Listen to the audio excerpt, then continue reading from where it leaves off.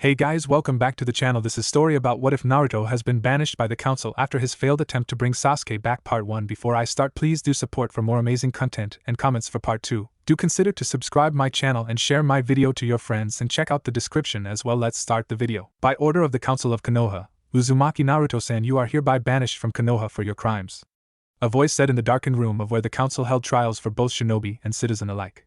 All the clan heads sat in their respective seats, and the two elders in front. Tsunade was sitting to the side of the elders with a sad expression bearing her face. Danza was missing for some apparent reason. Naruto Uzumaki, the Jinchuriki of the Kyuubi no Yoko, the strongest of all Biju, was standing in front of the elders with his head down. Who knew that a mission to save Sasuke would go like this? He went out of his way to try and bring Konoha back their precious Uchiha. But that's not what the Kyuubi had planned. Naruto and Sakura were able to obtain information from one of the Akatsuki, Sasori of the Red Sand, about Sasuke's whereabouts. Tsunade had helped them set up the mission and found two replacements for the team.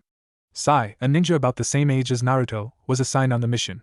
He seemed very odd to Naruto. Then, the leader of the mission, Yamato, was to replace Kakashi. Naruto thought he had a scary look about him. Didn't help when Yamato would come out of nowhere to try and scare Naruto. During the fight at the Tenchi Bridge, Naruto activated the Kyuubi's chakra from anger, and soon grew 4 tails. Sakura, not knowing he was not in his right mind, tried to help Naruto, but he lashed out at her and hurt her arm.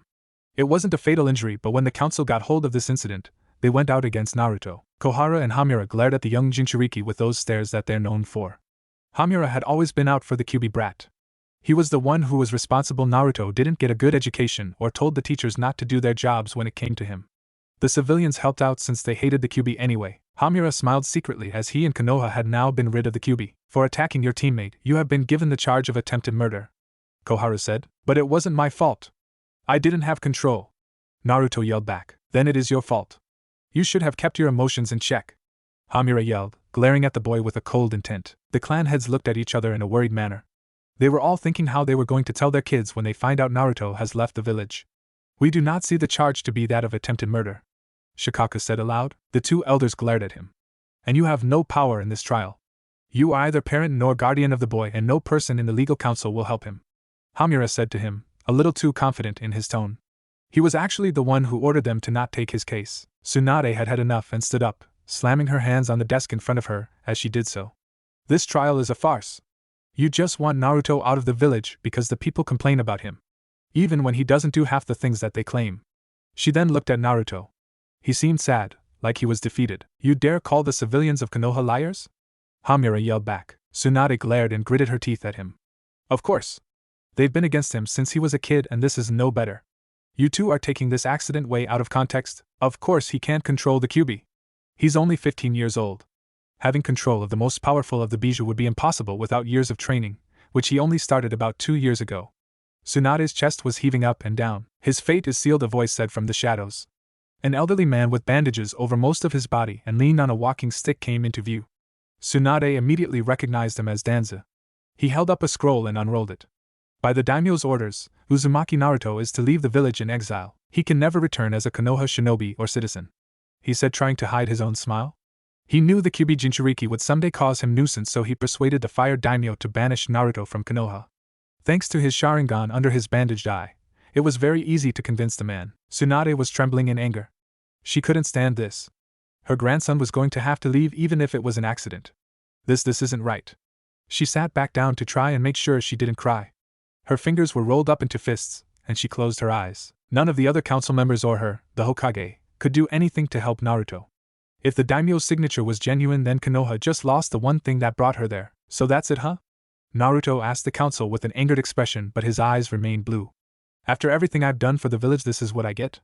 His chakra began to become visible. Koharu and Hamura gasped, thinking the Kyuubi was trying to break free. I've nearly died on multiple occasions for this village. No matter what anyone thinks, this is my home. I've made too strong a bond here to just let it go. I don't care what the fire daimyo wrote on some piece of crap paper. I'm not leaving, Danza chuckled at the sight. The boy was actually trying to keep up a tough facade. If anything, he knew that he could have made Naruto into a weapon, an obedient one at that. But it was the boy's foolish knowledge that anyone can change. That was not what Danza thought.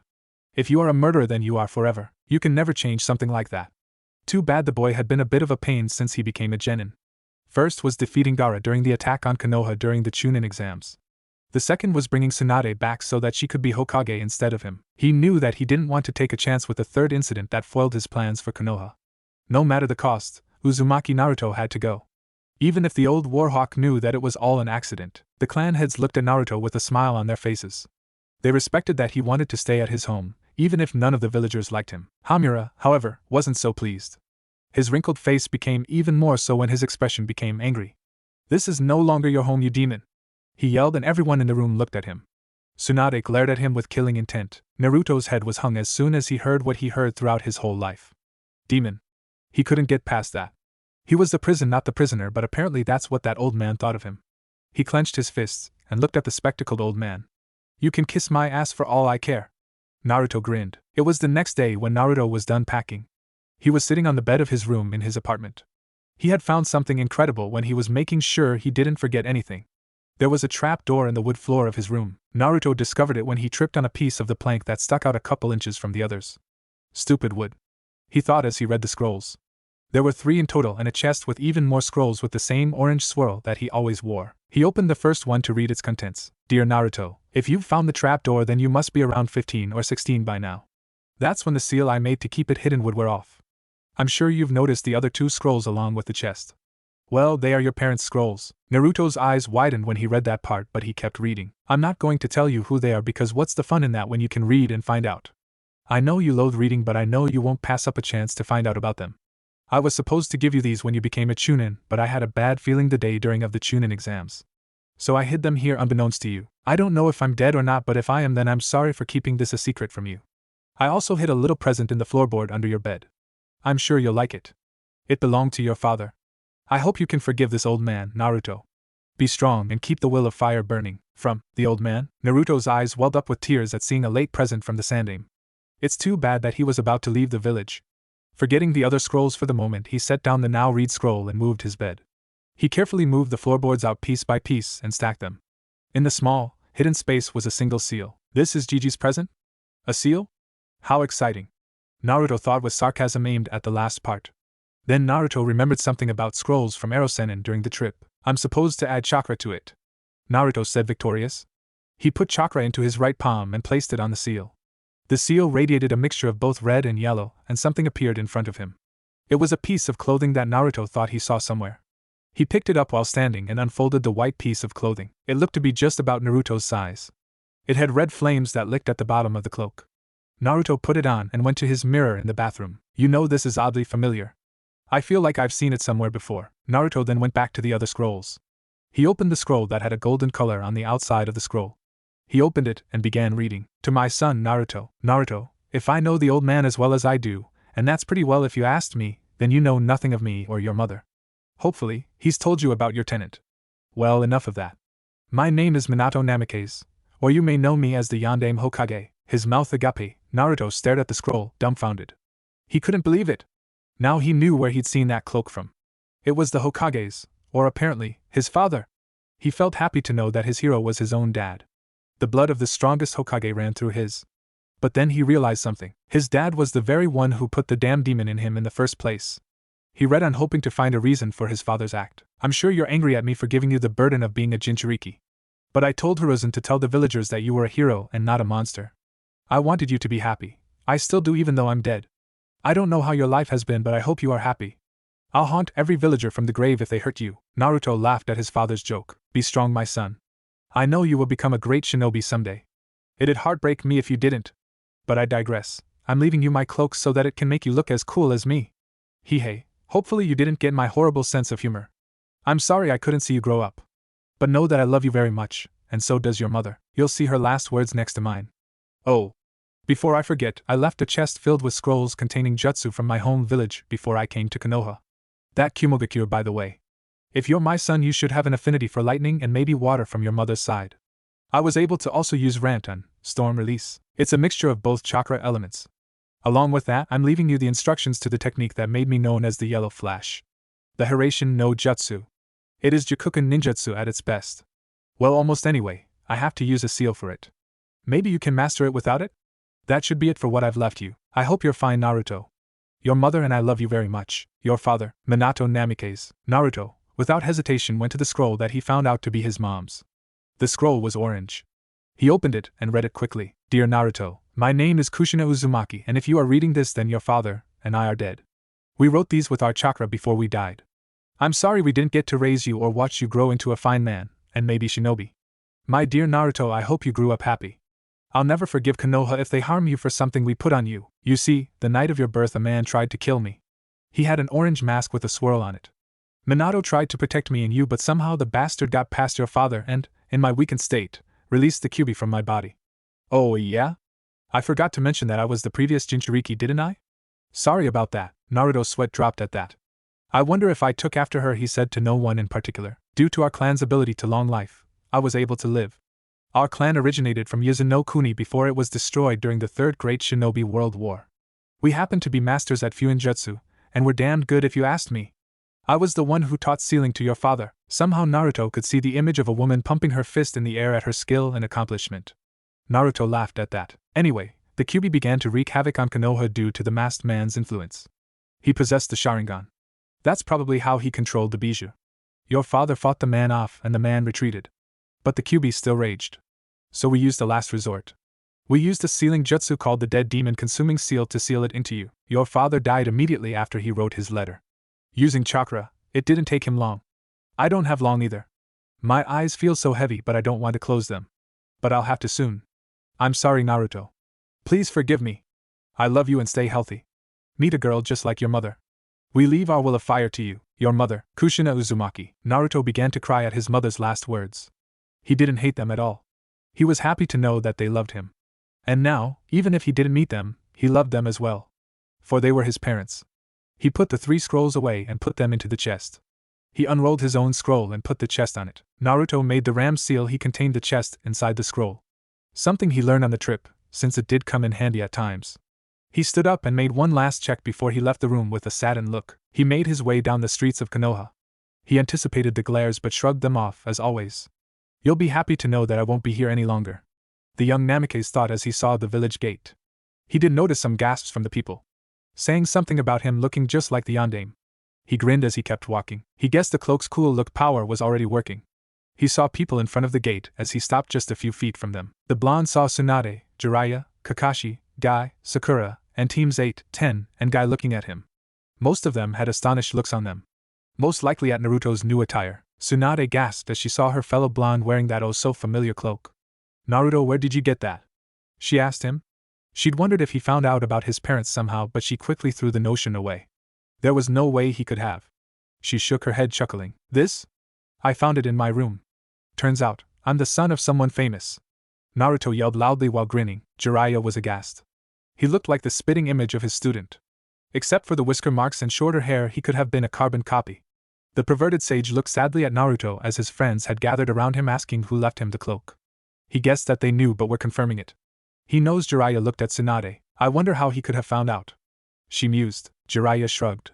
He certainly lives up to his unpredictable streak.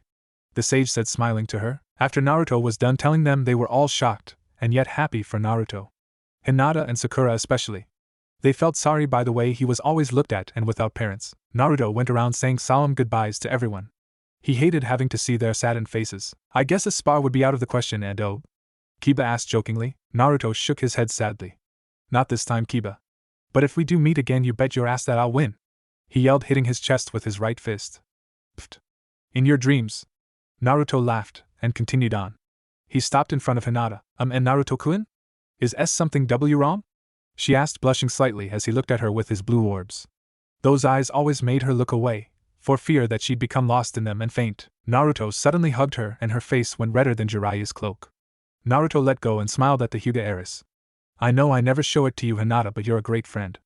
Always there when I was a kid and crying when the villagers kept calling me demon. You're one of the reasons I didn't hate everyone in the village. Thank you, Hinata, he said, scratching his cheek and was blushing a little. And no, it was nothing.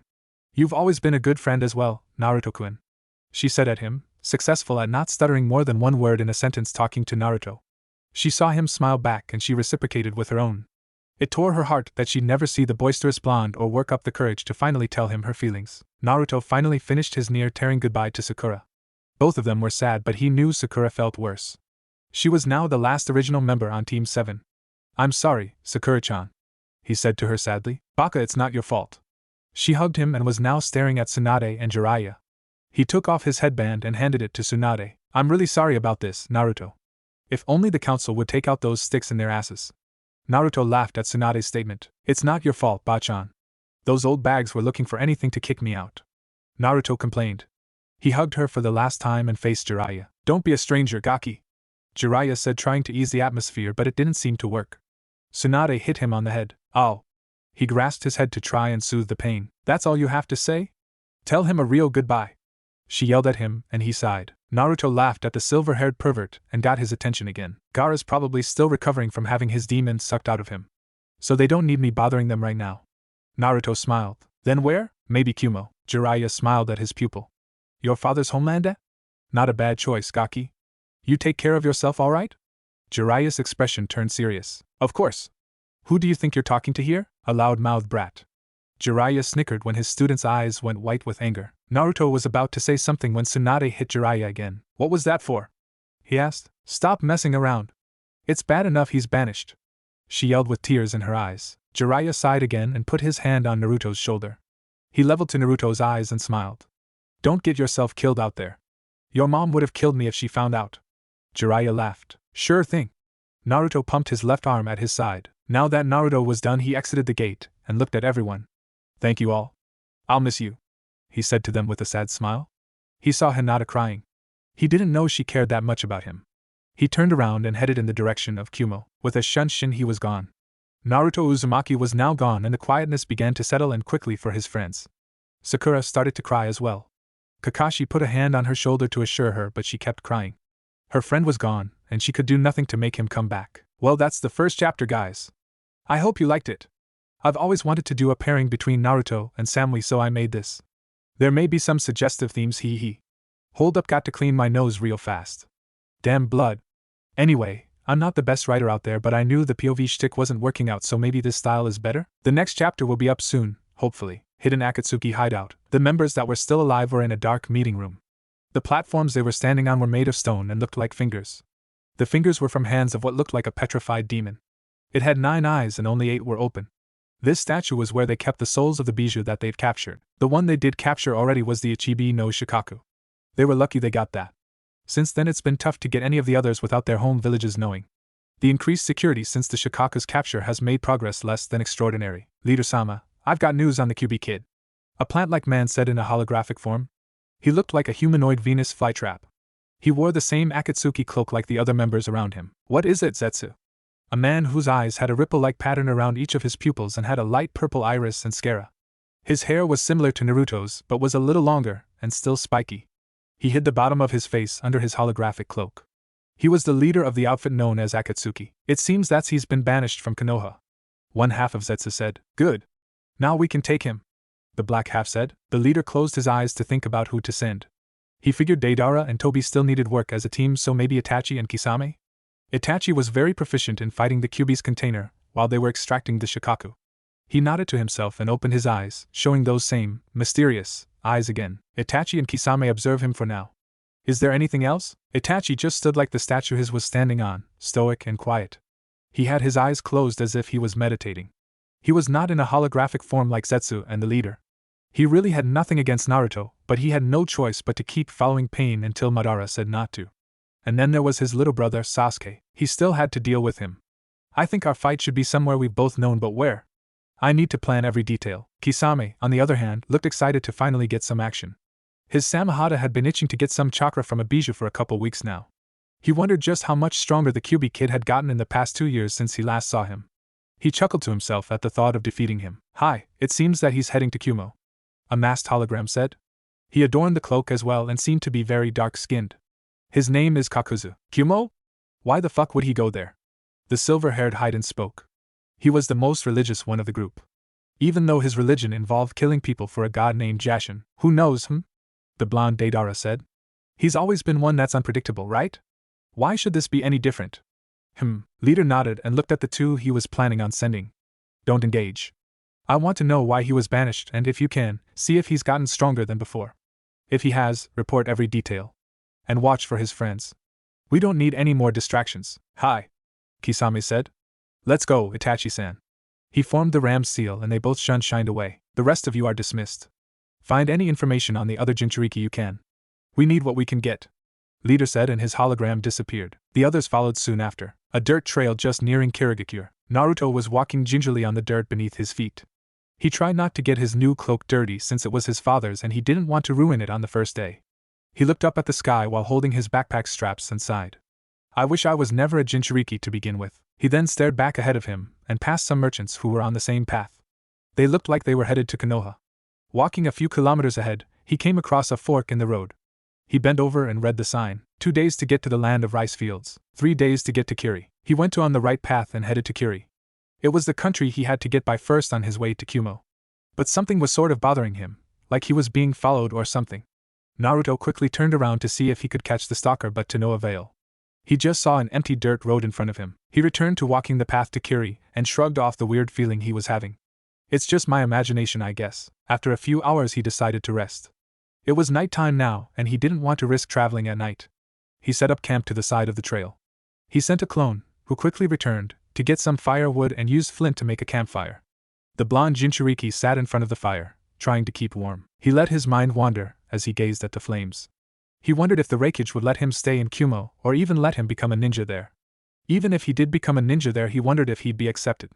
He'd hate to have to live in yet another village that loathed him. The blonde Jinchuriki was brought out of his musing when he heard the bush behind him rustle. He quickly got up with a kunai drawn in his right hand. Who's there? For the next few minutes he heard nothing. But he wasn't one to just let things go. Then a rabbit jumped out of the bushes and ran across him to the other side of the trail and disappearing as it dived into the greenery. He smiled and shook his head. He put his kunai away and sat back down in front of the fire. He sighed happily and heated a cup of instant ramen. Within minutes it was ready and he put the cup to his nose and smelled it. Itadakimasu. That was cut short when a kunai went to his throat. Ninjas should never let their guard down. Naruto froze. Was the rabbit a distraction? Or was the assailant lucky to have rabbit running around at this hour? The blonde Namikaze quickly forgot about the rabbit and focused on more pressing matters. Who are you? Naruto asked. That is none of your concern, demon trash. Naruto's blood began to boil. He hated being called something he was not. And this guy was going to learn that the hard way. Die. The assassin plunged his knife into Naruto's throat and watched him bleed. He smiled beneath his mask. He threw the body to the ground and it popped into white smoke. What? Naruto had used the Kawarimi to escape just before he was killed. He replaced himself with a clone he secretly created when the assassin got him. Naruto may not be book smart, but in a fight he can be a certifiable genius. The assassin smirked beneath his mask.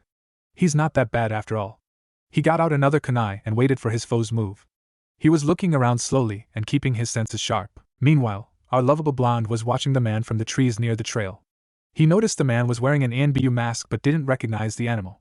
What's even more confusing, these guys answered to Bachan. She wouldn't send one out to kill me, so either he's working by himself or someone else is pulling his strings. Kage Bunshin no Jutsu. Naruto yelled, putting his fingers in a cross form. Soon the clones surrounded the masked assailant. The man laughed. I heard about your extraordinary chakra reserves, but this is incredible. You might just be a challenge for me. He got into a fighting stance. The clones charged and dogpiled him. They stayed like that for a while until each one started to disappear. One by one they were all gone and the man stood in a cloud of smoke made from the Kage Bunshin. He began searching for the real one. His eyes widened and suddenly looked up. Naruto was free falling down at him with a Rasengan in his hand. The clone that made the Rasengan grabbed Naruto's arm and threw him towards the man, gaining an incredible momentum. Rasengan! The jutsu crashed into the land as the assassin dodged by jumping away. Naruto stood in a small crater in a ready stance, anticipating any attack. Doton, Ganchuso. Naruto felt the earth beneath him begin to rumble.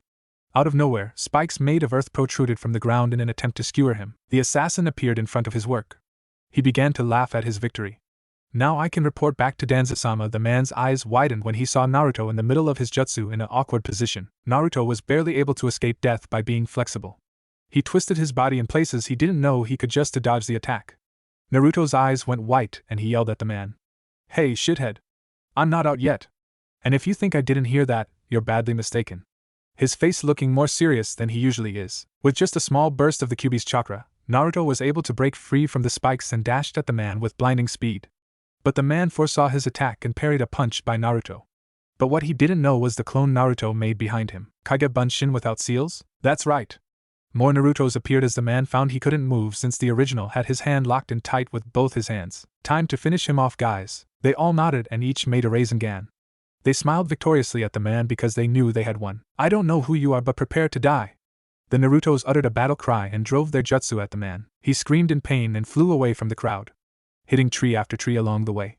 When he did finally stop, his eyes were rolled to the back of his head, and blood flowed down his neck.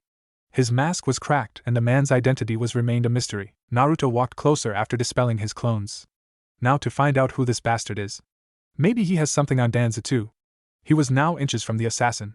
He took off the mask, and as soon as he did, his body combusted from blue flames. What the fuck?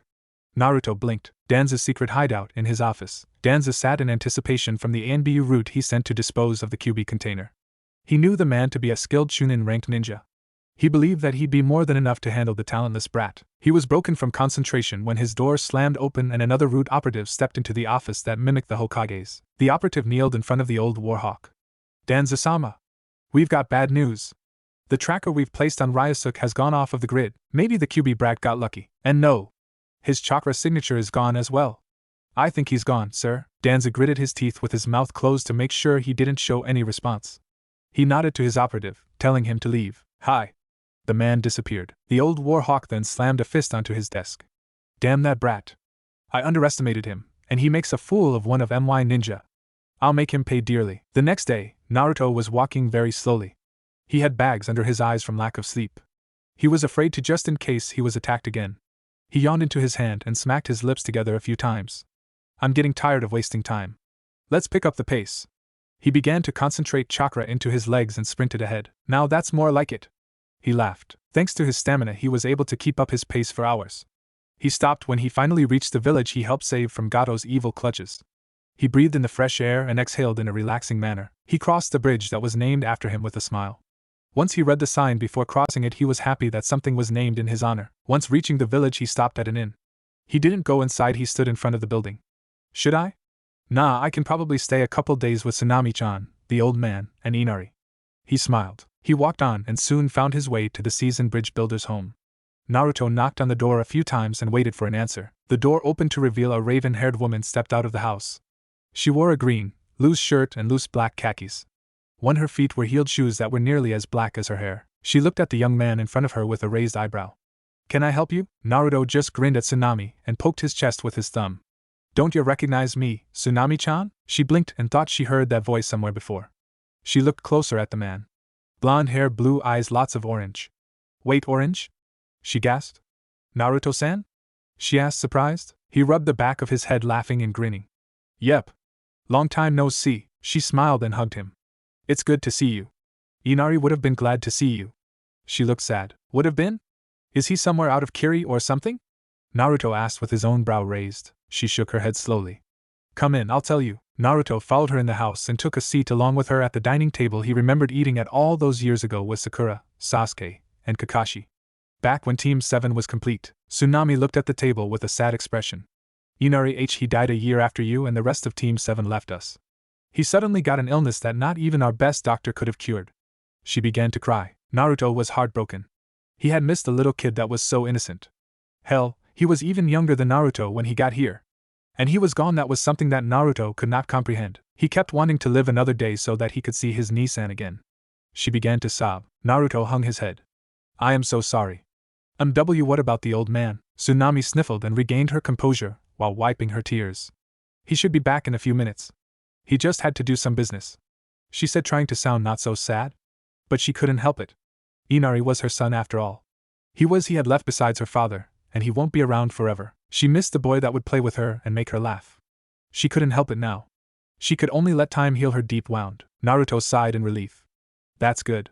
I'm really sorry about Inari, Tsunami-chan, he said with sadness in his voice. In the short time he was there, the kid had grown on him. He did feel like an older brother to the little guy. Inari was the closest thing Naruto had to a little brother at that. It's okay. You didn't know. He would have been happy that you came. Now why are you here in our little village? And where's your headband? She asked, changing the subject on purpose. Naruto sighed and looked at her. Let's start from the beginning. After explaining the whole thing to her, she offered Naruto a room and he tried to refuse, but she wouldn't take no for an answer. So the blonde Namikaze stayed in the village for around 3 days before he left. He got to meet a lot of the villagers and saw the old bridge builder again. They were happy to see each other. He also visited the grave of Inari, which was made right underneath the great Naruto bridge. Seeing it made him cry. During those few days, Naruto noticed that the village placed a monument at its center. The statue displayed Team 7 in their glory days. When Naruto asked who made it, he was told an old stonemason made it before he left. Apparently, the stonemason was around when the village was saved. So, in honor of the shinobi team, he made the statue. Naruto was happy about that. When it was time to go, Naruto was left with the whole village waving at him with smiling faces. I wish I got this when I left Konoha. He thought sadly and pressed on. 3 days later in Kumo, Naruto was now in front of the gate that blocked him from either becoming a ninja again, or live there peacefully. He hoped on the shinobi option. He had too much energy to just sit around and do nothing. He almost walked in when he was stopped by 3 ninja.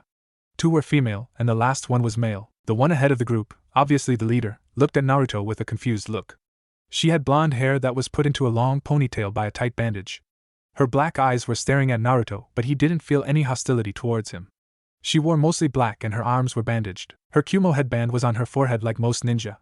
Lastly, were the fingerless gloves that she wore. What's your name, kid? The blonde asked him. Naruto remained calm.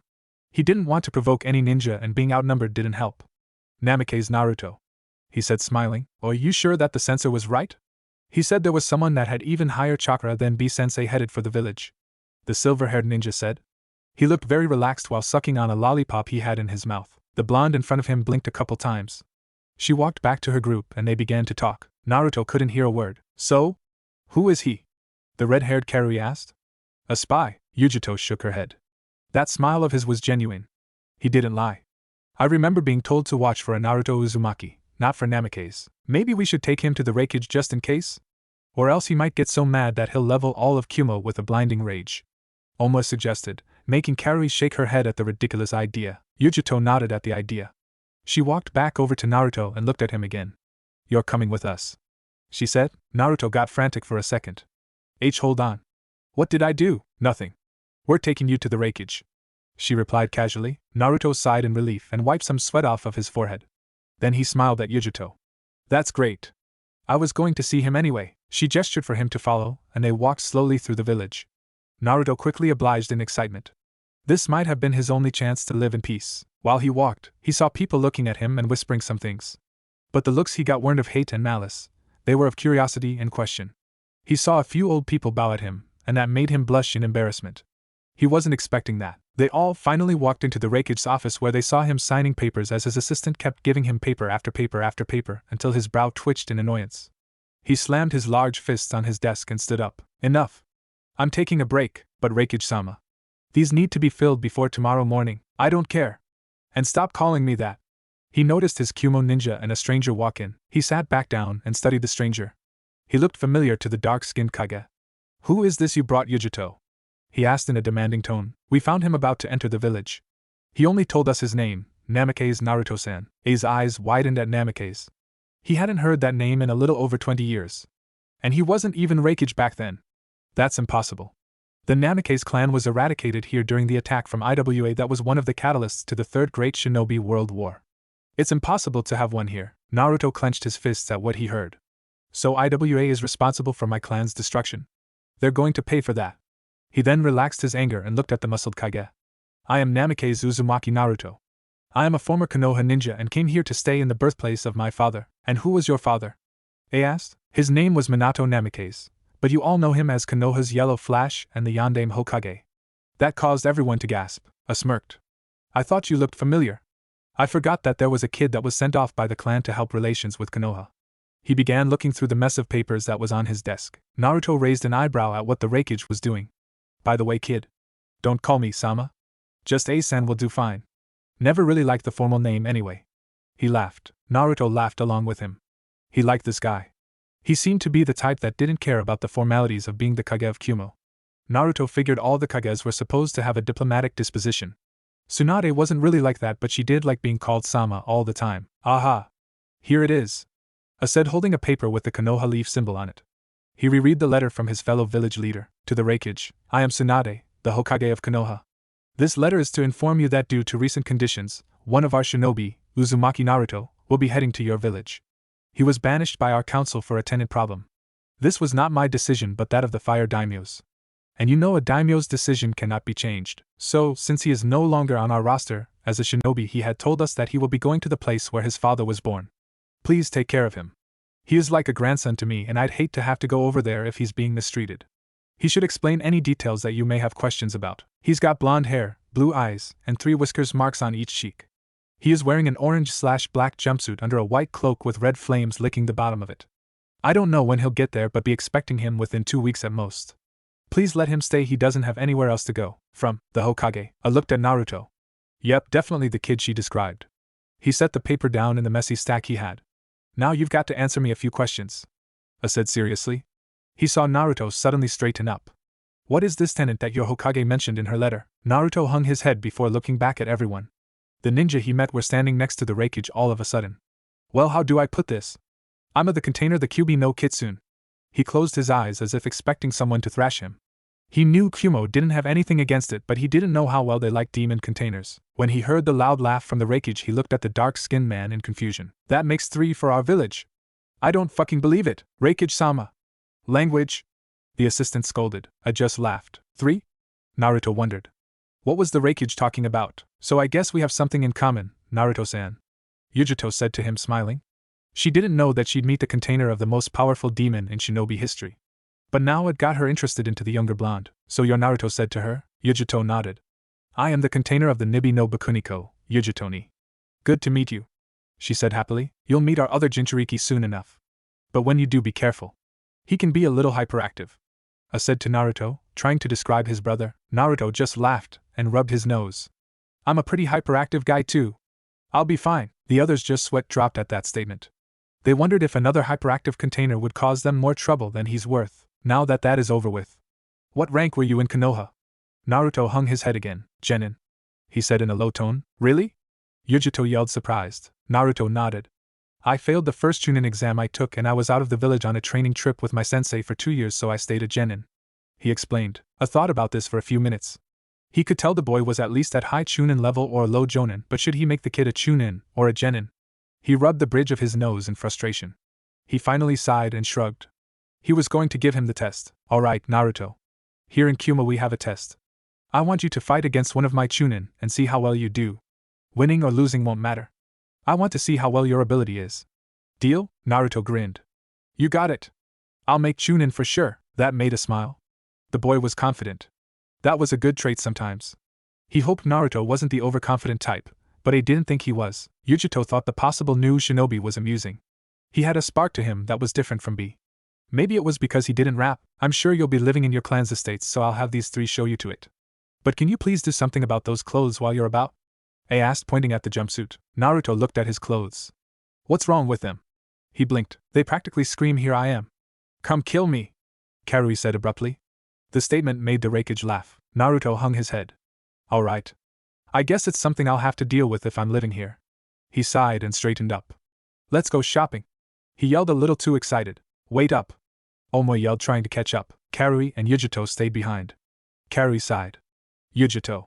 Give him this. I'm sure he'll need it, I said and handed her an envelope.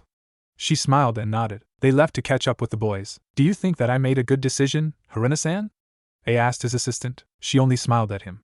I think he may be useful to Kumo. He doesn't seem the type to betray the village he belongs to. But I do worry what side he chooses if we get in conflict with Konoha. Besides that, no, I don't think you did, Reikage-sama. I told you to stop calling me that. Call you what, Reikage-sama? She raised an eyebrow, looking like she didn't do anything wrong. That, I don't follow. I was sweating now. He couldn't tell if she was joking or not. But he started laughing anyway. He loved how there were so many different people there were in his village. Kumo Shopping District 1, clothes and accessories. Are my clothes really that bad? Naruto asked as they walked through the bustling streets known as the shopping district. There were many people and stores on either side of him. He was amazed that they had more variety of clothing stores than Konoha. And what was better was that none of them even glanced at Naruto. He liked not being glared at. It felt good. Of course. We'll have to do something about the cloak too, Yujito said as they walked into a store. This store was for Kumo's shinobi, but they also had civilian clothes as well. Yujito began looking around for clothes that would suit Kumo's new shinobi. No way. I'm not getting rid of this. It's my father's. Naruto yelled a little angrily. Relax, we can change the color. White is too noticeable, so we'll ask a tailor to do that. It'll still be your father's, but with your own style, the older blonde said, smiling. Well, okay. Naruto was defeated. Yujito began looking around the store and slowly picked out a few clothes. Soon, she had a small pile in both of her arms. Here, try these on. I don't know your sizes, so I don't know if they fit. She giggled. Naruto nodded and went into a changing room that wasn't occupied. He tried on different clothes, most of which were small, until he found some that actually fit. He looked at the mirror in the room to see what he looked like. He wore a black muscle shirt that hugged tightly to show off his build. He also wore white-colored armbands that covered his forearm. They each had the Kumo symbol on the back hand of the protective armor. Naruto chose the loose-fitting black khakis as his pants since the others were too small. On his feet were the same type of shoes, but were black as well. I look like I'm going to a funeral. Naruto shrugged. He figured it was better than nothing. He walked out to let everyone see. Well, the girls, had one word come to mind: hot. But they didn't let that show to someone younger than they are. Carrie was the first to speak her opinion. Looking good, new guy. Now you look much better without all the orange. She praised, and he blushed at the compliment. Oh, thanks. But what about my cloak? We have to buy these first. Come on, Yujito said, and they all went to the clerk. Naruto was surprised he got all of the clothes at the same price and no get stiffed. His face saddened at how his old village treated him. What's wrong with you? Carrie asked. He shook his head. Maybe he's sick. Maybe he caught a virus that'll spread around the village and cause an end to Kaminari no Kuni. Oma said, over-exaggerating things again. Carrie just slapped her forehead. Only you would think up something so ridiculous. Naruto just laughed at the pair's antics. You two make a good couple. Carrie was about to hit Omoe when she heard that. She glared at Naruto, and he was scared of her gaze, to say the least. We're not together, you baka. He's my cousin for Kami's sake. Naruto just scratched the back of his head and laughed nervously. Sorry, didn't know. But what's wrong, Naruto-san? Yujito asked, remembering his look of shock and then sadness. It's nothing. Oh. I'm going to go look over there. Naruto ran off. Yujito sighed. He remembered something that made him like that. I wonder what it was though. After Naruto was done browsing, they went to a store mainly for shinobi. When they entered through the cloth of the store, their first sight were large weapons hanging off the walls. Axes, hammers, swords, kamas, sai, and many other types were everywhere. Naruto looked amazed at all the weapons. But his natural senses went back into gear and stayed on his toes. Being thrown out of stores kinda do that to someone like him. But after he followed the Kumo ninja around the large interior of the store, he relaxed. Maybe I'm overreacting. People here don't know me, so how would they know what I am? He laughed to himself quietly. Here we are, Yujito said as they were now in the katana section. What are we here for? I thought I was going to get my cloak tailored. Naruto asked. We're getting to that too, but we need to find you your sword, she said, smiling to him. Naruto merely tilted his head to the side with a raised eyebrow. But I don't use swords. You will if you're going to be a ninja here, Omo said, and showed Naruto that they were all carrying swords. It's optional to carry, but you still need to learn the style. You'll find it's very useful. Well, okay, I guess. So which one do I pick? Naruto asked. He began searching through the selection of swords that the store provided. There were many different types of them. Baken, for practice, katanas, nodachi, a two-handed long sword, and others. If you have a question about any, just look them up on Wikipedia. It shows a picture for the sword so you know what it looks like. Naruto stopped in front of one of the katana swords. This one seems different, he thought as he looked at it in his glass case. The blade was black but still looked durable and deadly. The handle was a dark red with the tip a shining gold. When he looked closer, he saw that the blade had kanji written on it. He couldn't tell if it was a seal or not.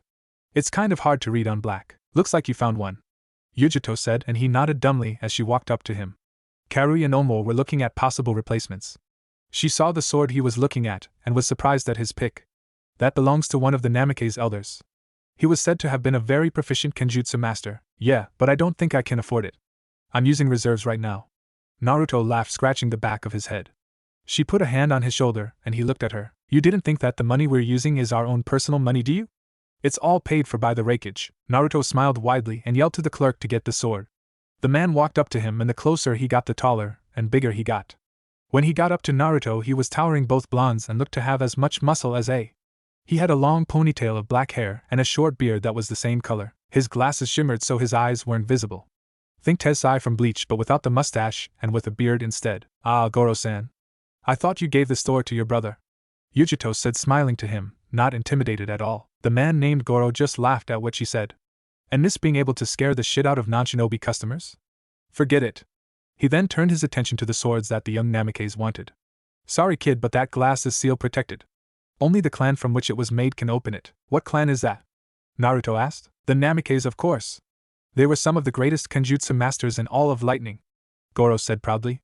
Maybe because he actually sold some of the swords they used to the clan. Oh. Naruto bit his thumb and wiped it over the glass and then placed his palm on it. The glass glowed and, in a bright flash, the protection was gone. Naruto looked at Goro, who had an astounded look, and smiled widely. Looks like I'm one of the clan. He laughed, and picked up the sword to check if it suited him. Goro and Yujito gave him some space as he did so. Naruto swung it, sliced the air, and found that the sword was perfect for him. It was just the right length, and was really light, so he only needed one hand. I'll take it. Goro put the sword into its sheath, which was black with a bright yellow kanji written that said Namikaze, and brought it up to his counter. The price turned out to be about 100,000 ryo. It would have been higher, but he wouldn't let the boy buy his own clan's swords at full price. He couldn't have that at all. Naruto and the other Kumo nin thanked him and left the store. Come back soon. I get new weapons every couple of weeks, they heard just before walking out. They waved back and now headed to one last spot. The tailor's. When they walked across the district, Naruto looked in amazement at the many more shops around. There were places for well anything. The only thing that was missing was a red light district, and it would have been just like Konoha. Hey, want to have some fun, cutie? A woman wearing a kimono that revealed a lot of cleavage asked Naruto. Naruto's sweat dropped. Yup, just like home. Damn it. I need to stop calling it that. It's not home anymore, not after what they did. He shook his head at the woman, who puffed up her cheeks and pouted. She didn't take rejection well, apparently. They finally entered their chosen destination, and although it wasn't the biggest shop in Kumo, it looked nice. There were many different styles of clothes and dyes and books for dyeing said clothes. All in all, it was just a place for the Namikaze cloak. Welcome, the bald clerk said to them. How may I help you today? We need to get this Gaki's cloak dyed so he doesn't get killed, Karui said, pointing her thumb at Naruto. Great, now she sounds like Bachan, he thought, folding his arms. The clerk went around his counter and studied the cloak. He put a hand on his chin and went around Naruto. This looks very familiar. Where did you get it? He asked Naruto. My dad left it for me before I was banished. Who was your dad? The Yondaime Hokage. He was a Namikaze, Naruto said simply. The clerk blinked. A Namikaze? He shouted loudly. Almost as loud as A, and that's loud. Is there a problem? Yujito asked. She thought that the clerk had some sort of problem with the clan, so she put a hand in her kunai pouch just in case he did something. Right away, Namikaze-sama, the clerk yelled and went into the door behind his counter after nearly tearing the cloak off. Black with red flames, please, Yujito yelled before he disappeared. Naruto just blinked at what the man did, confused at being called Sama. He had never been called that before and was just called that by an old man. What just happened? He seems to be a fan of your clan, Gaki. You didn't forget that your clan was really famous here, did you? Karui asked, her hands on her hips, raising an eyebrow. A few minutes passed, and the tailor came back with Naruto's new cloak. The white was replaced with black, and the flames were now a dark red. Naruto put it on and thought it suited his new outfit. Anything else I can help with? He needs to be fitted for a flak jacket too, Yujito said, and Naruto looked at her like she just grew another head. I'm not even a certified shinobi here yet. Why do I need a flak jacket? Naruto asked. Think of it as an incentive to work hard and pass then, she said to him, smiling. Follow me please, Namikaze-sama, the clerk said to him, and Naruto followed. You can just call me Naruto, you know, the blonde said to odd clerk. Sorry, but no can do. Your clan helped me start this store and even saved my daughter from enemy ninja during the last war. It's the least I can do to repay your clan back, he said, holding a strip of measuring tape to Naruto. Now hold still. It didn't take long before Naruto now donned a new white flak jacket with the straps going over his shoulders. He had it on under the cloak. When he walked out, a lot of the civilians were looking at him.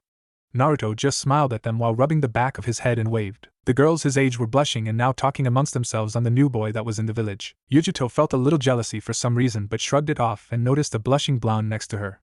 She just giggled and put a hand on his shoulder. Come on, lover boy. We need to take you to your estate. Naruto blushed more at the lover boy part and nodded in a Hinata-like manner. He soon composed himself and followed his companions to his new home. His mind began to wonder how it would be if the estate was big, or what it had already. As they walked to their destination, Karui and Omoi kept talking about their leader, someone named Samui. That got Naruto's attention. Karui hit Omo for him commenting on how big a difference of cup sizes the two were. Baka, was all she said to him about that statement, and hit Omoi on the head again. Who is Samui? Another Kumo ninja? Naruto asked curiously. Omo nodded while rubbing the bump on his head. She's the Jonin of our team. We're only Chunin, so she was placed as leader by the Raikage. I can't believe she made Jonin before us. Maybe she has some hidden bloodline that was kept secret from us, and may be as powerful as a tailed beast. He began to rant. Naruto laughed at the slightly older man. There were some interesting characters in Kumo, and he liked them. It'd be boring if they were all like Sai, he thought as they strolled through town. Shut up, Omo.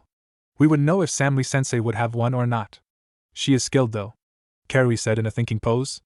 She was remembering all the times the busted blonde had helped train her in kenjutsu and right-on jutsu. But then she started to remember on how Killer Bee Sensei would always show her up, but she would only use her frustration on him to get stronger. Yeah, you'd like her, Naruto-san. She comes from an unknown clan that came here to Kumo. Hey, who wants to bet the first thing he notices are her breasts?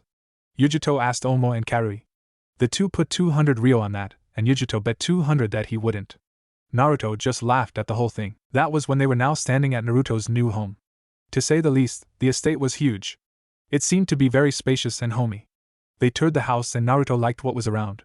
It had a fully stocked kitchen, large training ground, and it even had its own onsen. There were doors that had seals that read Namikaze only, and seemed to be trapped if anyone but his clan entered. He decided to look inside them after the tour. After a complete tour of everything and everywhere, well except for the sealed rooms, in the estate the Kumo nin bade him farewell and left.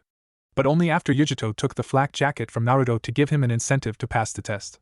You'll get it back when you pass, she said, and they all shined away. Naruto turned back around to the inside of his new mansion and sighed in content.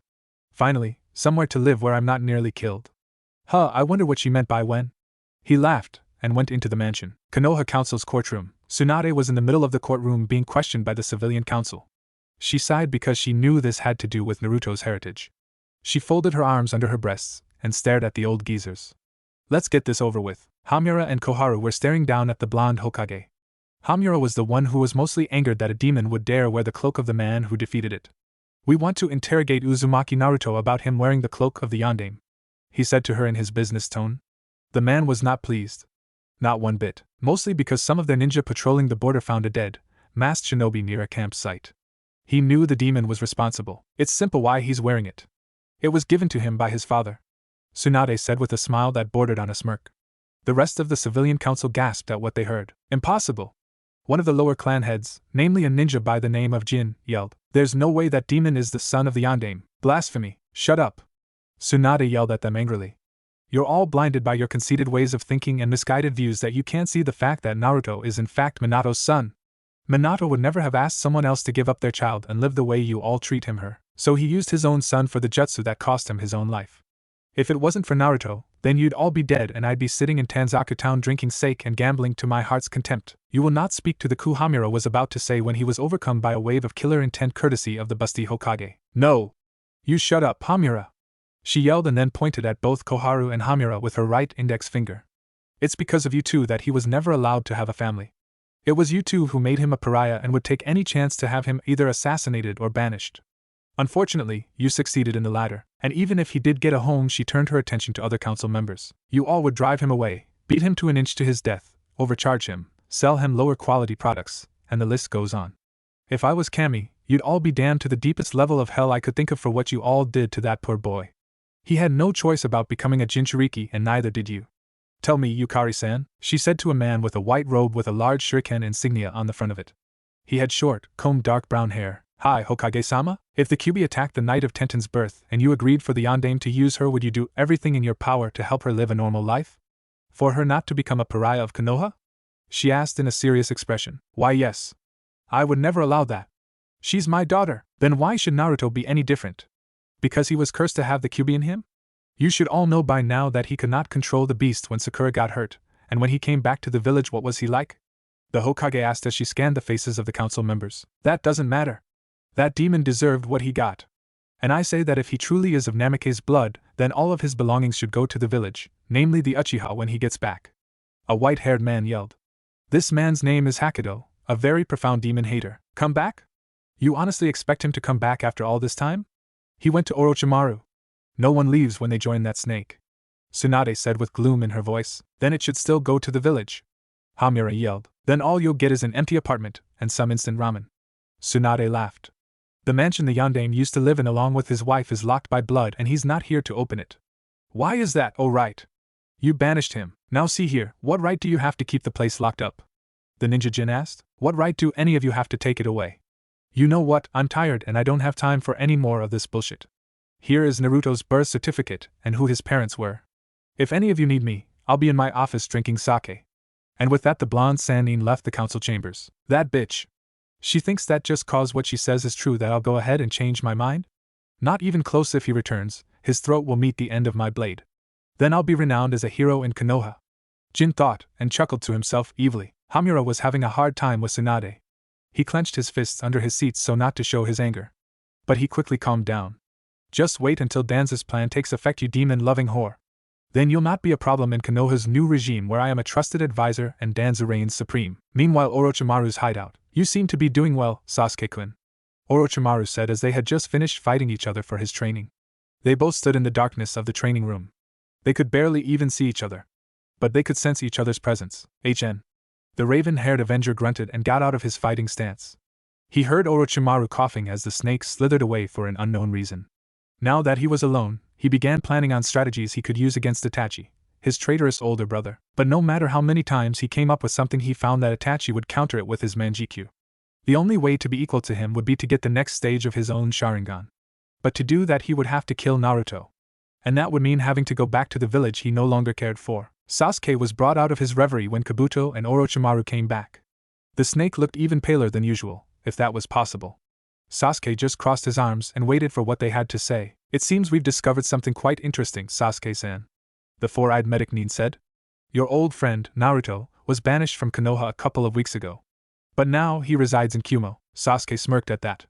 He had nothing against Kumo, so that would mean it was the perfect chance for him to try and kill Naruto to get the Manjikyu and get even more powerful. Something you want to tell us? Kabuto asked, fixing his glasses. I wish to go to Kumo, Sasuke said in monotone. And why is that? Orochimaru asked with curiosity. Because that is where Naruto is. I need to kill him to get stronger. The snake's mouth grew into an eerie grin that would give a chill to anyone else's spine. He knew his new vessel would be even more powerful if he had the Manjikyu. Very well, Sasuke-kun. We'll leave in a week. Why are you making me wait? Sasuke asked with anger. It takes time to go into a country with as much military forces as Konoha. We need to be prepared for anything, Orochimaru said, and he disappeared into darkness. Sasuke was left alone since Kabuto had gone too. He went to his room and sat on the edge of his bed and thought how much stronger the blonde might have gotten. But then he just smirked confidently. It's just a dope. It'll be easy to kill him. 3 days later, Resident District. Naruto sneezed. Someone must be talking about me, he thought as he rubbed the bridge between his nostrils. He was walking around the village to get a feel for it and know the layout. The people were very nice to him as well, which was a bonus. He knew that their kindness wasn't false since they didn't even know him, so there was no way they would hate him. He was taking a break from his training, much to his own ire, but he could not continue to hurt his body every day. Even ninja need to take breaks after all.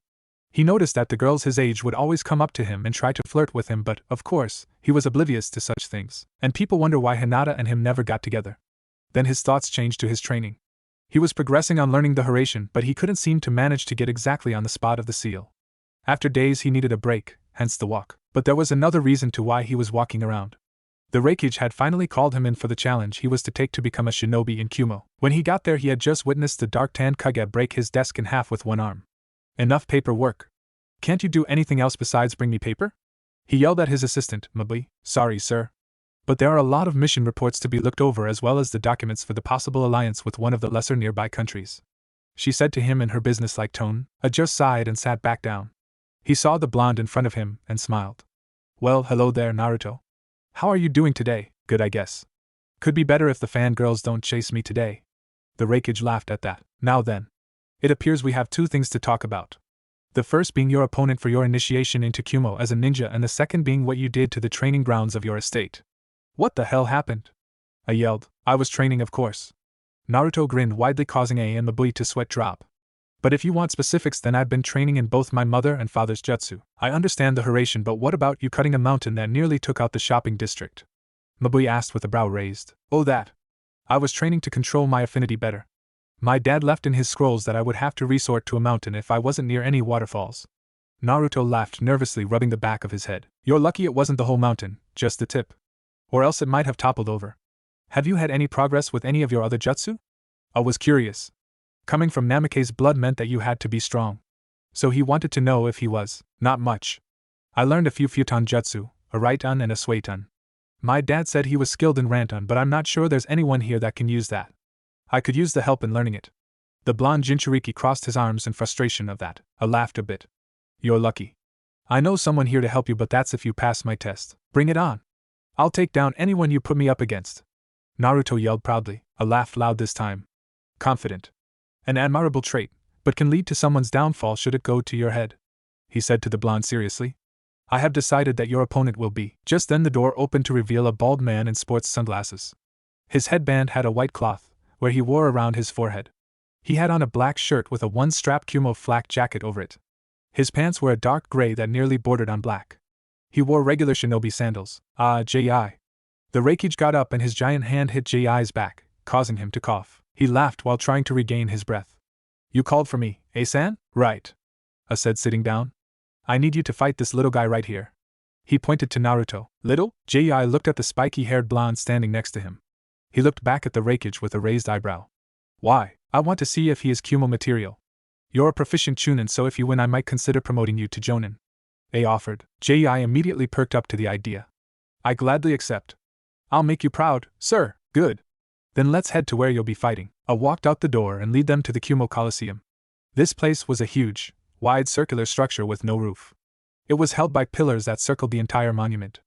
$5 to see who guesses what this is in real life. When Naruto entered, he saw crowds of people yelling from the seats they were in inside the Coliseum.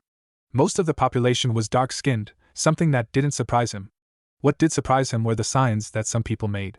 Some were for him while others were against him, and going for J.I. He smiled at that. Oh, and just as a note in case anyone asked, the Reikage didn't tell J.I. so that he would be surprised. But the people found out, and got prepared. There you go, people of Kumo.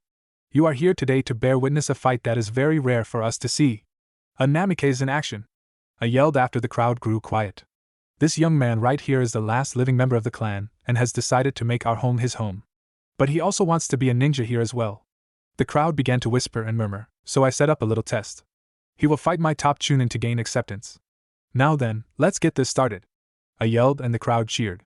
He disappeared and left the two alone. Naruto stared at the man in glasses. Good luck, J.I.-san. And got into his fighting stance. The dark-skinned man smiled, nodded, and went into his own. Begin. As soon as they heard that, they ran at each other with a kunai. The blades clashed and they were inches away from each other's faces. You're pretty strong for a kid, J.I. said to the blonde. Naruto just smiled. Deception is a ninja's greatest enemy, he said, and poofed out of existence. That made J.I. shocked. When did he have time to create a Kage Bunshin? I didn't even see him use the seal. I'll have to watch out for this guy, he thought as he stood in a ready stance while moving his eyes from side to side. The crowd grew quiet to see what was going to happen. The chunin had no idea where his opponent was. It was like he just disappeared. But that thought went to hell as soon as he heard one thing. Rasengan! Naruto yelled as he was coming at J.I. from both of his sides and above. Shit! He said as he was barely able to dodge by jumping ahead. He quickly turned around and began to make hand seals. He ended with the snake seal and took out his sword, raising it into the air. Ninpo, Ryoryu no Tatsumaki. A bolt of lightning hit J.I.'s sword and an electrical current was flowing around him. Then the chakra around the sword grew dense. He slashed his sword toward the falling trio of Naruto, and a dragon came out of the sword. Naruto saw the attack coming but couldn't really do anything about it. Damn it! I should have attacked from all directions so he wouldn't have had the chance to do that. Well, I guess it's time to bust a new move. Naruto, the one that was aiming at J.I.'s back, dispelled his clones and began making seals. Raiten no Yoro! And lightning flowed around Naruto. It became dense but Naruto was still visible. The dragon went ahead and attacked Naruto and an explosion occurred. It shook the arena and the people nearly fell out of their seats. Hey! I told you to fight, not break the arena. The Reikage yelled at the standing J.I., who just rubbed the back of his head. Sorry about that, Reikage-sama. Stop calling me that, damn it. The smoke cleared and Naruto was still standing. The lightning that flowed around him crackled and he just stood with his arms folded and smirking. Is that all you got? Not bad at the Raiten no Yoroi, kid. Almost as good as Sans. Then how about we switch it up? J.I. said as he got into a Kenjutsu stance. He simply held his swords at the handle with both hands and held in front of him. He then separated his legs, almost like squatting, and waited for Naruto. Kenjutsu, huh? I haven't gotten much down but I'll give it a shot, Naruto said as he pulled out the black blade that he got only a few days prior. The crowd was excited to say the least. Most of them hadn't seen a Namikaze in battle for years and they had never seen that sword before. The ones that were new to the clan were anxious to see the fighting style of the legendary Raiten users. Naruto lowered his level and bent his elbows until the side of the blade was parallel to his right cheek. But he didn't end there. A clone appeared on each side of him, and that made J.I. raise his brow. Ready? Go! They yelled and dashed at their opponent. J.I. switched to defensive and as soon as they got within a few feet he started blocking strikes that came from all directions. He was barely able to keep up. He's fast. But I have more experience, I just have to wait for an opening now. J.I. slashed and took out both clones as they were in mid-strike. But he missed the real one, who had again disappeared from his view. Where did he go? The dark-skinned swordsman asked. He was wondering why Naruto didn't just get him right there since he had an opening. He would have won the match had he done so. So why did he just disappear? Jei looked around and then looked up and his eyes widened. Naruto was in the air making hand seals and ended the chain with the bird. Suetun, Suryuden no Jutsu. Water appeared around him and soon took into the form of his own dragon. It began to crash down at the Chunin he was facing. Not this time. Jei yelled and made the snake seal. Raitun, John. He held his right arm into the air and lightning shot out of it. It was the natural enemy of water, so it went right through the dragon and hit its mark. Naruto's eyes widened as he saw the attack coming. He could do nothing as he was now being electrocuted and yelling. When the jutsu was over, he began falling to the ground. He would have landed on his head, but he was still conscious, so he flipped his body and landed on a knee. He was breathing heavy now. Damn. That one took a lot out of me, and using all of this chakra isn't good either. Good thing I still have one more trick up my sleeve. He smirked to himself. Jei was breathing hard now as well. But he was still standing. He didn't have a large chakra supply, but he did have incredible stamina. He slowly walked over to Naruto with his blade in hand and held it to the blonde's neck. It's over, heh. Naruto laughed and formed a Rasengan. It's not over until the fat lady sings. And disappeared in a yellow flash. Everyone, including the Raikage, nearly had their eyes out of their sockets. They just witnessed a legendary technique, and it left them starstruck. Naruto reappeared behind Jei and slammed the Rasengan into the man's back. Jei was sent spinning like a pinwheel from the middle of the stadium, and hit the wall ahead of his with his chest and head. He was left on the ground nearly unconscious. Naruto walked over breathing really hard and stared down at the Chunin that he knew he had just defeated. How? Jei asked weakly. When we clashed our kunai at the beginning of the match, Naruto said, remembering the scene. I placed the seal on you, and used a small genjutsu I learned to keep it hidden. So it was my trump card in case the fight didn't quite go as planned. He laughed. Jei looked at the blonde in shock. He had it planned since the beginning. All in all, I never really had a chance. He smiled. I admit defeat. And the crowd roared. A appeared behind the two and walked up to them. I guess that makes it official then. Namikaze Uzumaki Naruto, you are now a shinobi of Kumo. And now your rank placement Chunin. That made the crowd boo, which caused a vein to appear on A's forehead. Who asked you? Naruto laughed. I can live with that. I know I'm not strong enough for Jonin yet, so I'm fine with it. He smiled. It's not that, Naruto. You have the skills for a Jonin just for your strategic planning and ability to execute them. But I want you to get experience first. And when you can put on a good match against my brother, you can have that rank. Hell, I might make you my successor if you're able to do that. I joked. But of course, Naruto didn't take it as a joke. He now had a determined look on his face and stared at the Raikage. Then that's what I'll do. If I can't make Hokage anymore, then I guess I'll have to go for Raikage, right? He smirked. He put his blade back and saw the expression of the Raikage, who was sweat dropping. What? Let's just go and get your paperwork done. Medic. Take care of Jei over here. I yelled and walked away with Naruto. Mountain range near the stadium. What is the status of the Kyuubi's Jinchuriki? Itachi heard in his head from the leader Pain. He and Kisame were observing the match that was between Naruto and a dark-skinned man. He's officially a ninja in Kumo. What are your orders, leader? Itachi asked with his monotone voice. Capture him. The order confirmed. Naruto and the Raikage were now back at the mansion, and the dark-skinned man was sitting behind his desk. Naruto stood in front of him with a victorious look. A smile at seeing the boy have a moment of victory, showing that he probably didn't have much of it. Well, that was a great fight, Naruto. Who knew you could take out one of my top Chunin here? Sign this. I told him and slid a paper towards Naruto. What is it? It's the document stating your instatement into the Kumo Shinobi Force. It's all just formalities that we have to do because of our council. I said to him, and Naruto nodded, and then he signed. The Kaga picked up the paper and looked at the signature and smiled. He threw him a Kumo headband with a black cloth and saw the boy put it on. Welcome to our ninja world, Naruto. I'm sure you'll be a great asset to us. Now then, I would like to discuss your training. Naruto looked sheepish for a second. What exactly happened when you decided to try and cut a mountain? I yelled. Raikage-sama. Keep your voice down or you'll break the windows. Mabui, his assistant, yelled at him. Now it was A's turn to look sheepish. Naruto found that funny and laughed. What's so funny, brat? I can have you on D-ranked mission for a while if you want. Now tell me what it was you were doing. I said, calming down a bit. Naruto crossed his arms on his chest and looked at his new leader. Well, I was practicing in my wind element. I found some scrolls that my father gave me to practice with. It said that if I couldn't find a waterfall, then I should try a mountain, at least cut deep enough that would seem satisfactory. He said he didn't want me blamed for crushing a village during training. I laughed at that. But what exactly does cutting a mountain gain you? It's wind manipulation training. If I do this, then I will be able to use the element during battle, and that would be a huge advantage. But it's still slow coming and won't probably be mastered for another few days. Naruto sighed. A few days? But that's impossible.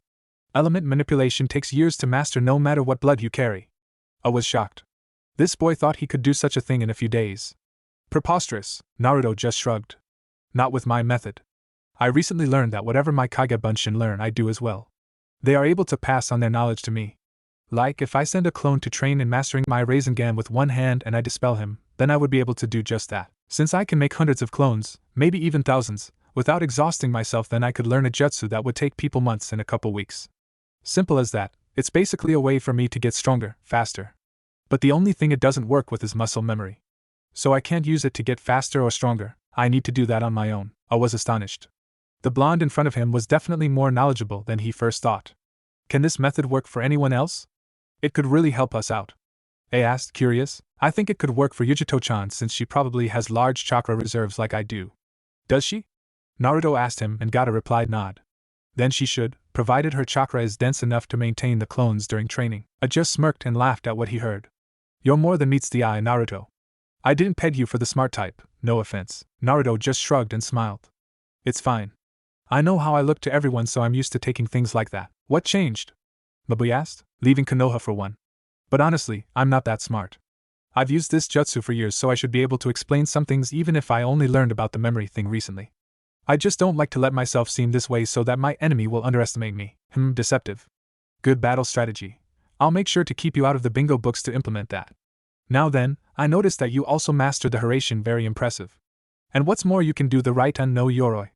How did you learn that one? I asked with a curious yet serious tone. Naruto looked at the man with an impassive face. He didn't want to let the man think that he somehow obtained it through illegal means. He didn't actually. Well, first off with the Hiraishin, I kind of got lucky. That caused Mabui and A to fall on their heads all of a sudden. I got back into his chair and looked at the blonde Jinchuriki with a shocked face. You don't get lucky with jutsu like that, kid. How did you use it? He asked. I've actually been practicing it since I left from Konoha. I used Kage Bunshin to train while I was either taking a break or sleeping. I even fought some guy that attacked me one night while they trained. Thank Kami I have large chakra reserves. The guy would have killed me otherwise. Naruto laughed, and a sweat dropped. Only he would laugh at something like his own death. A thought. Continue. The scroll said that it took him about 4 years to create it, and another half-year to master it. But since my father left me notes, it's taking me much less time. Especially with Kage Bunshin. But still, it's going to take a while to master it. When I said I got lucky that one time, I meant it. I was at a short distance, and didn't have to go very far. If I was any further, well, I don't want to talk about it. I stared at the young Namikes and smirked. Alright. Then how about the right no Yoroi? That jutsu was personally created by me, and I don't remember teaching anyone that jutsu. Not sure. Naruto shrugged. It was in the scroll, and it said it was perfect practice for lightning manipulation. But like the Hiraishin, it's not mastered yet either. It can only withstand one hit before it dissolves. I don't think my dad stole it from you or anything though. That was when A's eyes perked up. He remembered giving some notes to the Namikes a few months before the eradication on that very jutsu. That Minato guy must be some kind of genius to get the right no Yoroi to such a level on notes alone. The Kage looked back at Naruto again and smiled. Alright, I believe you. I forgot I gave a scroll to your clan before they were eradicated. The ending made Naruto cringe. Now then, on to other things. You remember when I told you about someone who knew about Rantan, correct? Naruto nodded. Yeah, he could really help me out with this. I want to be stronger than my dad and be the strongest ninja I can be. He grinned widely. I nodded. Darui. Get your ass in here. That earned him a smack to the back of his head by Mabui. The Kage just mumbled something about her as the door opened. That was when a silver-haired, dark-skinned man walked in. He had a lazed look on his face and wore a high-collared sleeveless uniform, loose-fitting pants, and one strap over one shoulder flak jacket of a Kumogakure jonin. Naruto couldn't see them, but the man also had a tattoo on each shoulder. Hey, you called? The man asked with a very dull tone. I smiled. Hi, I have someone here who may have what it takes to learn Rantan. You think you'd be able to train him? Darui looked at the blonde with the eyebrow of his visible eye raised. You're the kid from that fight against Ji. You did pretty well considering he's a top chunin.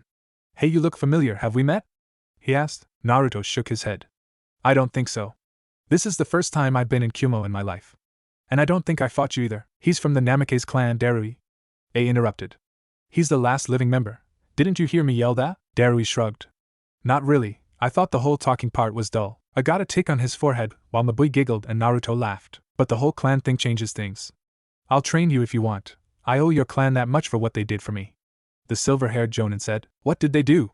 Naruto gave a look of curiosity. Darui was taken in as a child by the clan and became a protector of the Namikaze. Those tattoos he has were created by them to allow him to use the Rantan bloodline and also shows that he has inherited the abilities of the Sandame Reikage, the user of Black Lightning. You have your work cut out for you, Naruto. A explained. I'll meet you at your training grounds at 5 in the morning tomorrow. If you don't show up, I won't train you. Darui said and shined in a flash of lightning. A laughed at the face Naruto made. The boy was downright distraught, but then he composed himself. Is that all, A-san?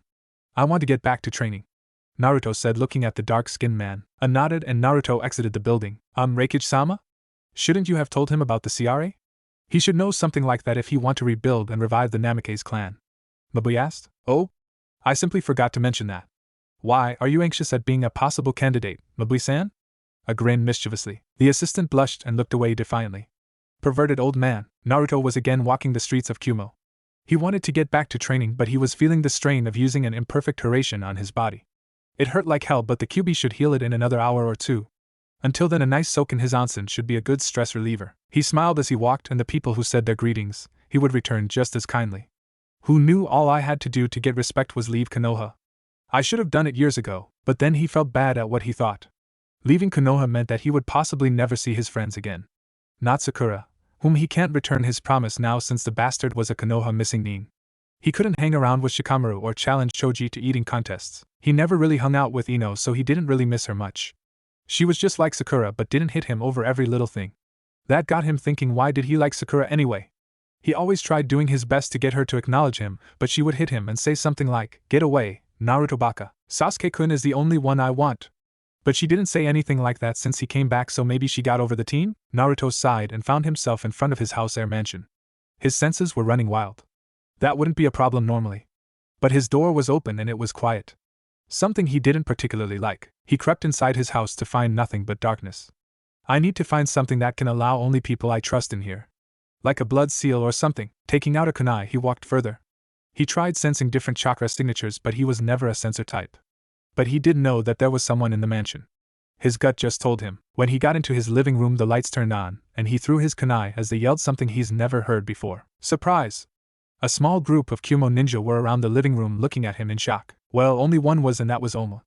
The kunai nearly embedded itself into his skull. It was protruding from the wall he was leaning against. Karui looked at her teammate and began laughing her ass off. That was followed by everyone else joining in, Oma himself included, and left a confused-looking Naruto. Yujito stepped up to him, wiping a tear from her eye from laughing so much. That was classic, Naruto-san. But didn't the Reikage tell you that we were in here? She asked with a brow raised. Naruto shook his head and the kunoichi sighed. She figured something like that. Leave it up to B's brother to try and get one of his own shinobi killed. What's all this about anyway? Naruto asked. Oh. It's your victory party, of course. She smiled. A party? For me? But why? He kept asking questions. He didn't know why people he hadn't known that long would do something like this.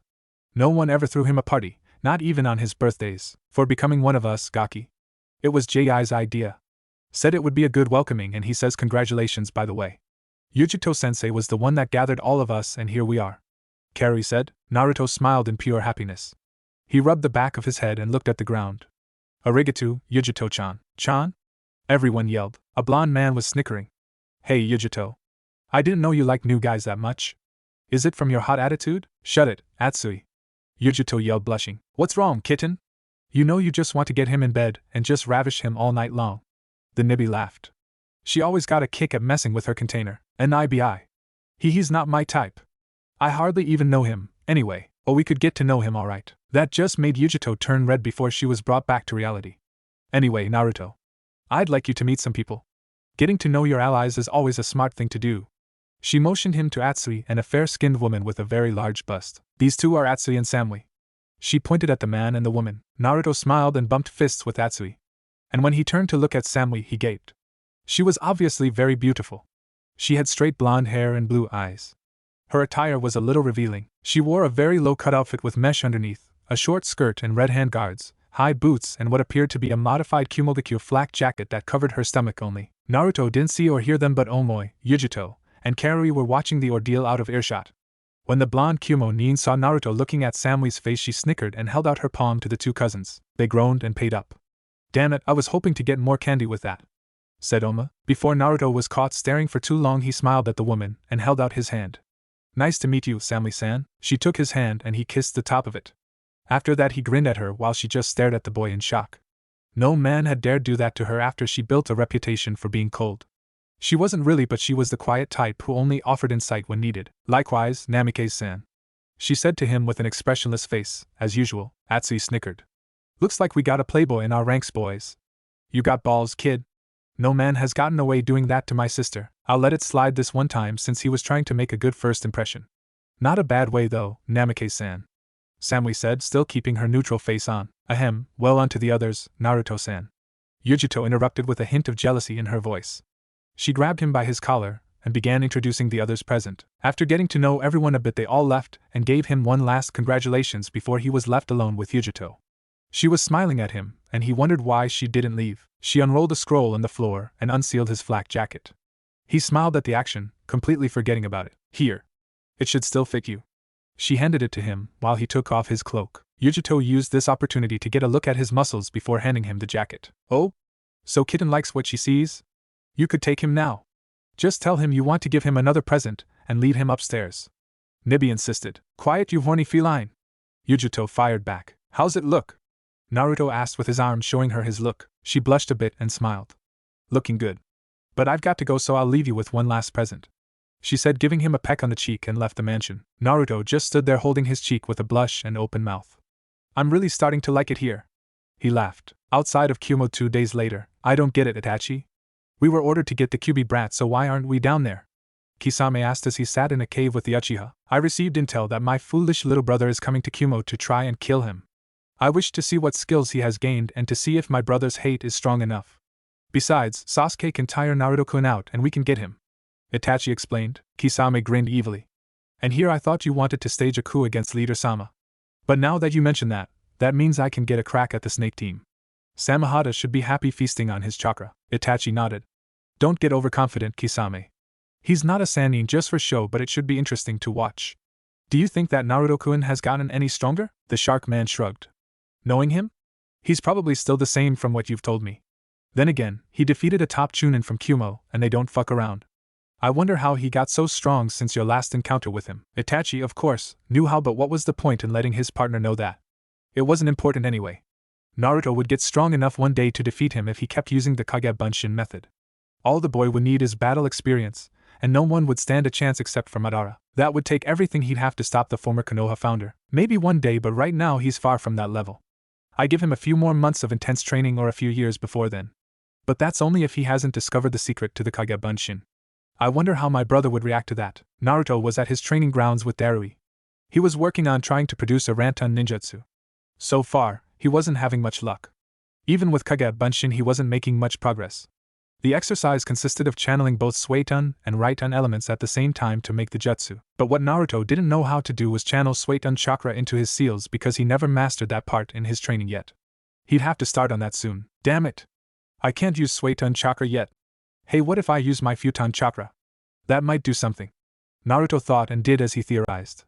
He pushed wind chakra into his left hand and lightning chakra into his right and began forming seals. Then you exhale and use the right amount of chakra, he thought. Rantan, Ryza Sakasu! Naruto yelled and thin beams of chakra flew out of his hands.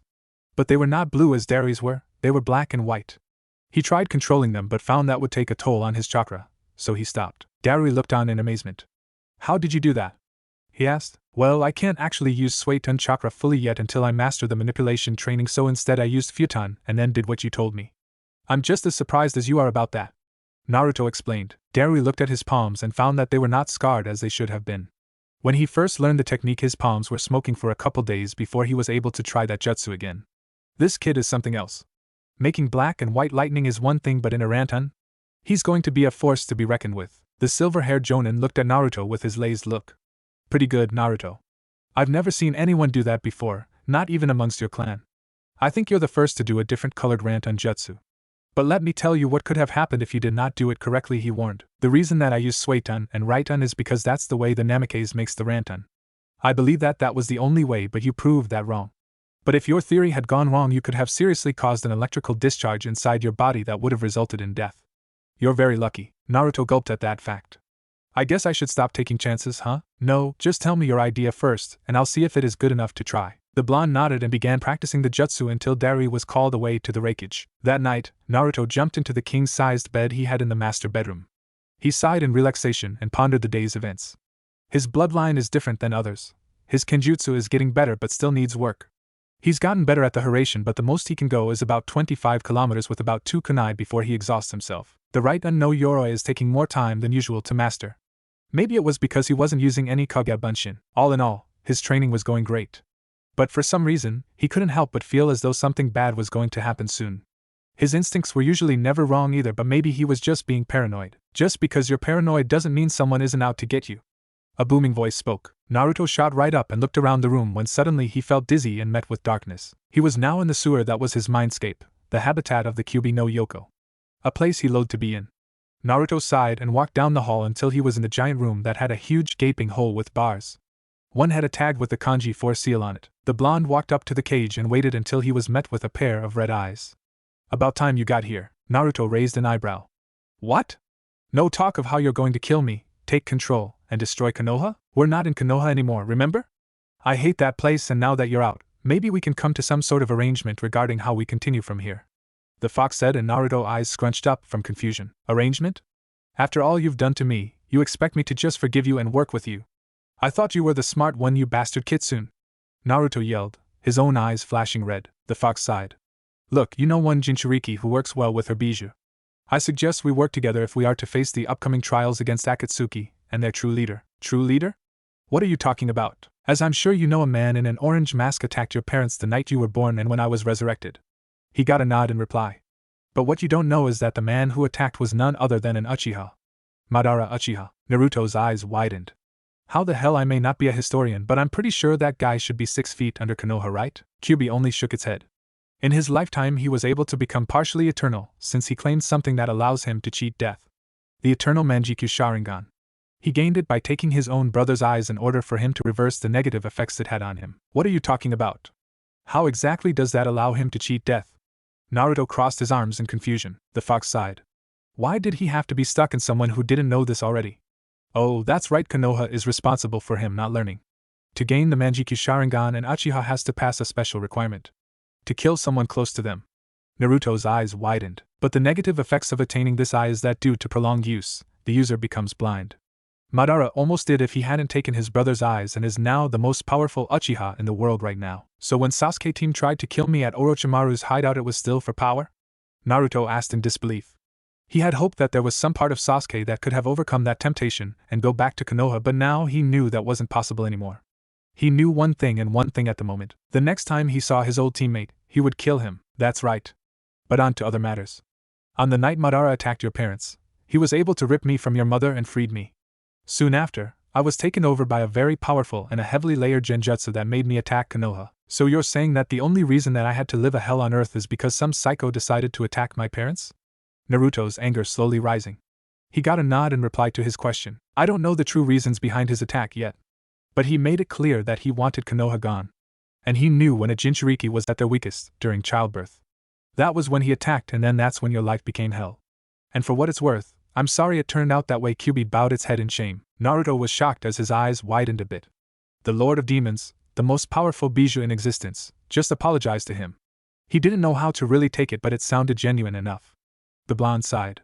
Look, it's not your fault, so there isn't really anything to forgive. If anything, it's Madara's. So what exactly was this deal you proposed earlier? It's something that should benefit both of us.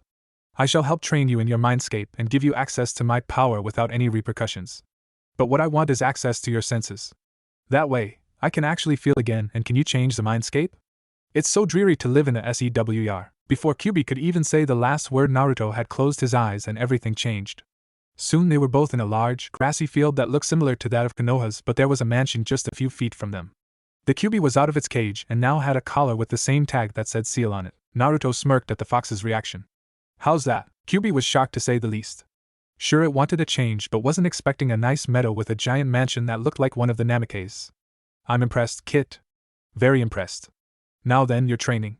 I may be able to help you with your Ranton element. I can help give you the knowledge to be able to use the 3 elements of the storm. 3? But I thought you can only combine 2 elements to make a new one. Naruto scratched his head. But that Darui guy doesn't have the QB sealed in him, does he? There are multiple elements that can create a storm like in the weather. You figured out one combination by yourself, did you not? What about controlling all three? You'd be able to create and learn more jutsu from your ancestors. Speaking of which, I think it's about time you cracked open their library. Now that you're settled, you should have plenty of time to read and practice your clan's jutsu. Yeah, I've been meaning to get to that. Naruto scratched the back of his head.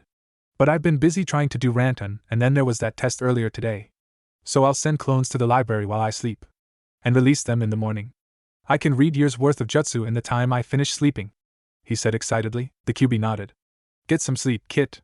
We shall begin your training tomorrow. Naruto woke up in his bed and saw that only a few minutes had passed on the outside while he was talking in his mind. He wondered how many years of training he could do in one night. But he didn't get his hopes up. He crossed his fingers and summoned about 100 clones. All of you go to the library and read for the night. If what QB said is true, we can't afford to waste time. They all saluted. You got it, boss. Then they left the room and began reading. Naruto lay back in his bed and slowly drifted off to sleep, getting ready for the training he had for his element, and with Darui the next day. The next day Naruto woke up after a full mind sparring with the beast known as QB. Naruto didn't stand a chance. The fox had lived for thousands of years and probably has an equal amount of jutsu at its disposal. He got up and changed into his training gear. He planned to make most of the time he had because he knew something was going to happen soon. He didn't know when or where, but he knew something wasn't right. Maybe he was overthinking things? Well, when it comes to him, it'd probably be best to assume such things since the Akatsuki and Orochimaru are still out there. The blonde went into his kitchen and made some eggs with pancakes and bacon. He made sure his stomach was satisfied before he went into his clan's library. Darui-sensei said to meet him at the training grounds inside the Reikage mansion. I wonder why the guy would build one inside it. Anyway, I'd better release my clones and sort through the knowledge, he thought, and went upstairs to find the door that said Namake's library. He put his blood on the seal and entered, where he found his clones still reading books and scrolls. Hey boss! A clone yelled. Then all of their attention turned to him. Alright, put the books and scrolls away and dispel yourselves 10 at a time with a 10-second interval. They all nodded, and soon the room was being flooded by smoke. The quietness that is in usual libraries was broken from the loud popping noises that happen every time a clone was destroyed. Soon he was gaining memories of the scrolls and books that they read. The instructions on many new Randan jutsu that he was sure Darui-sensei wouldn't know. There were also scrolls on Jakuken, Suiton, Futon, and many more Raiten ninjutsu. He also found many more different kenjutsu styles that were created by his clan. There were styles for using 2 swords at once. That appealed to Naruto since he recently gained an interest in using his new blade. There were many notes on Fuinjutsu as well, instructions and basics on the sealing arts, and how to make basic tools like explosion tags and sealing scrolls. Naruto may know how to put stuff in a scroll, but actually making them would be a great asset since he wouldn't run out of scrolls and therefore he could carry all the stuff he would need for battle or training trips. Wow, didn't think they'd get this much knowledge in a night. But what to start on? QB started me on the basics of the fox fist taijutsu that he knows. Before you ask, he thinks the QB is male because of the booming voice, he said to himself as he was now in a thinking position. Abruptly, he snaps his fingers. I'll start on sealing. Learning jutsu and all that jazz will be no problem with Kage Bunshin, but I don't think that would work with Fuinjutsu. Let's get started. For the next 2 hours he would sit in the library and practice the basics of his clan's art. It was not an easy one. Practicing brush strokes to make sure the kanji seals are aligned correctly. Making sure the array was set up correctly was another one of his tasks. But nothing practice couldn't fix. After that he walked to the grounds where he was supposed to meet Darui at. The trip would have been faster, but along the way he was chased by his new legion of fangirls and was thanking Kami that none of them were kunoichi. That would have been even more of a hassle. When he did finally get there, he saw his sensei talking to Samui. He was a little surprised at her presence, as she didn't usually see him. Hey Naruto, Darui said in his usual lazy tone as he just raised an open hand at the blonde Namikaze. Oh heyo, Naruto-san. I've been instructed to help you in kenjutsu, Samui said with her cold expression, but her voice didn't sound bad at all. At least, not to Naruto. He always wondered why she rarely smiled though. Hey! Naruto greeted back with a bright smile. He looked at Darui. So which one are we starting with? Rantan or Kenjutsu? Samui quickly got out her sword and charged at Naruto. She began slashing, causing the blonde to dodge until he got out his sword and blocked some of Samui's strikes. Not bad, but he needs to be faster, much faster. You mind warning me next time? Naruto yelled at Samui. An enemy won't warn you, so this is to get you ready, Samui said, her expression not changing. You need to be faster. I held back, so I could have easily killed you. Naruto let all this sink in. Then he gripped his swords tighter and held it, pointed at his new teacher. If that's how you want it, he charged. Then I'll give it, he yelled as he appeared in front of Samui. Her eyes widened at the new speed, but she still blocked his strikes. She was waiting for a chance to make him stumble, but he wasn't leaving many openings to work with. She had to admit to herself, his offense was good, even for an amateur. But, Ken Rendan! Samui yelled and suddenly disappeared from Naruto's sight. She then appeared from behind and gave him barely a second as she began a barrage of slashes aimed at potentially dangerous areas. Luckily for the Namikaze, his reflexes were always good, but he did end up getting a few shallow cuts on his arms since Samui had superior speed. When the last, but most powerful, strike came, he was sent into the wall of the training field and made a small crater. That knocked the air out of him. He looked at Samui, her cold expression still evident on her face. He wondered what kind of move that was. It was fast, unpredictable, and damaging. Something that he would totally want to learn. Once he regained his breath, he stepped out of the wall and made his way back.